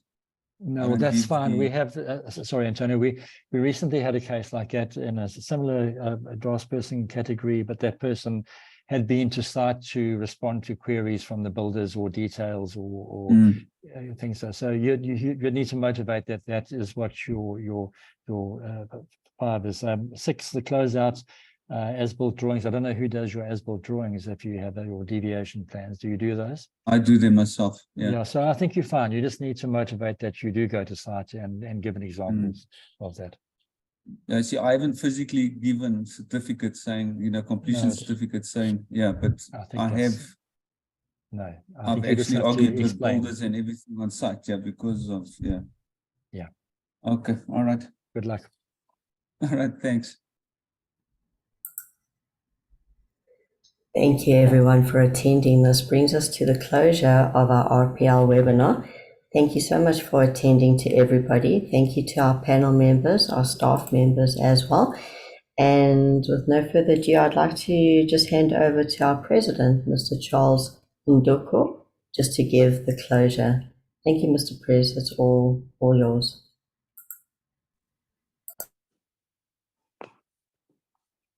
Thank you very much, Kimberly. Yeah, firstly, let me thank all the participants in this webinar. It has been an interesting one, and the questions that were asked are actually kept, and we recorded those questions to actually go back and look into what can we do as SECAP to actually assist the RPs that are having problems not to achieve all those competencies. So we, as Kevin had said, that we participating in the head of schools meetings to try and influence that the RPL in the university is also helpful to our RPs. So we are trying our best to actually facilitate and make it easy for this process to benefit all the RPs, everyone who wants to use it. So in those words, I also want to thank the SECAP admin staff, Kimberly, under the leadership of the registrar, for setting up this webinar successfully.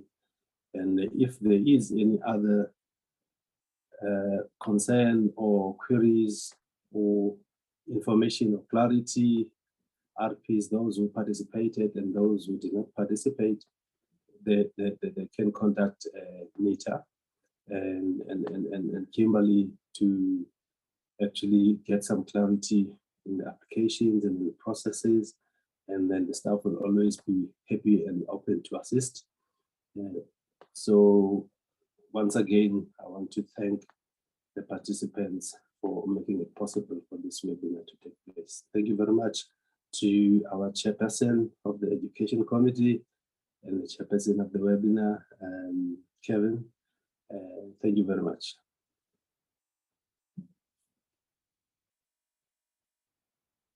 I declare the webinar closed. Thank you.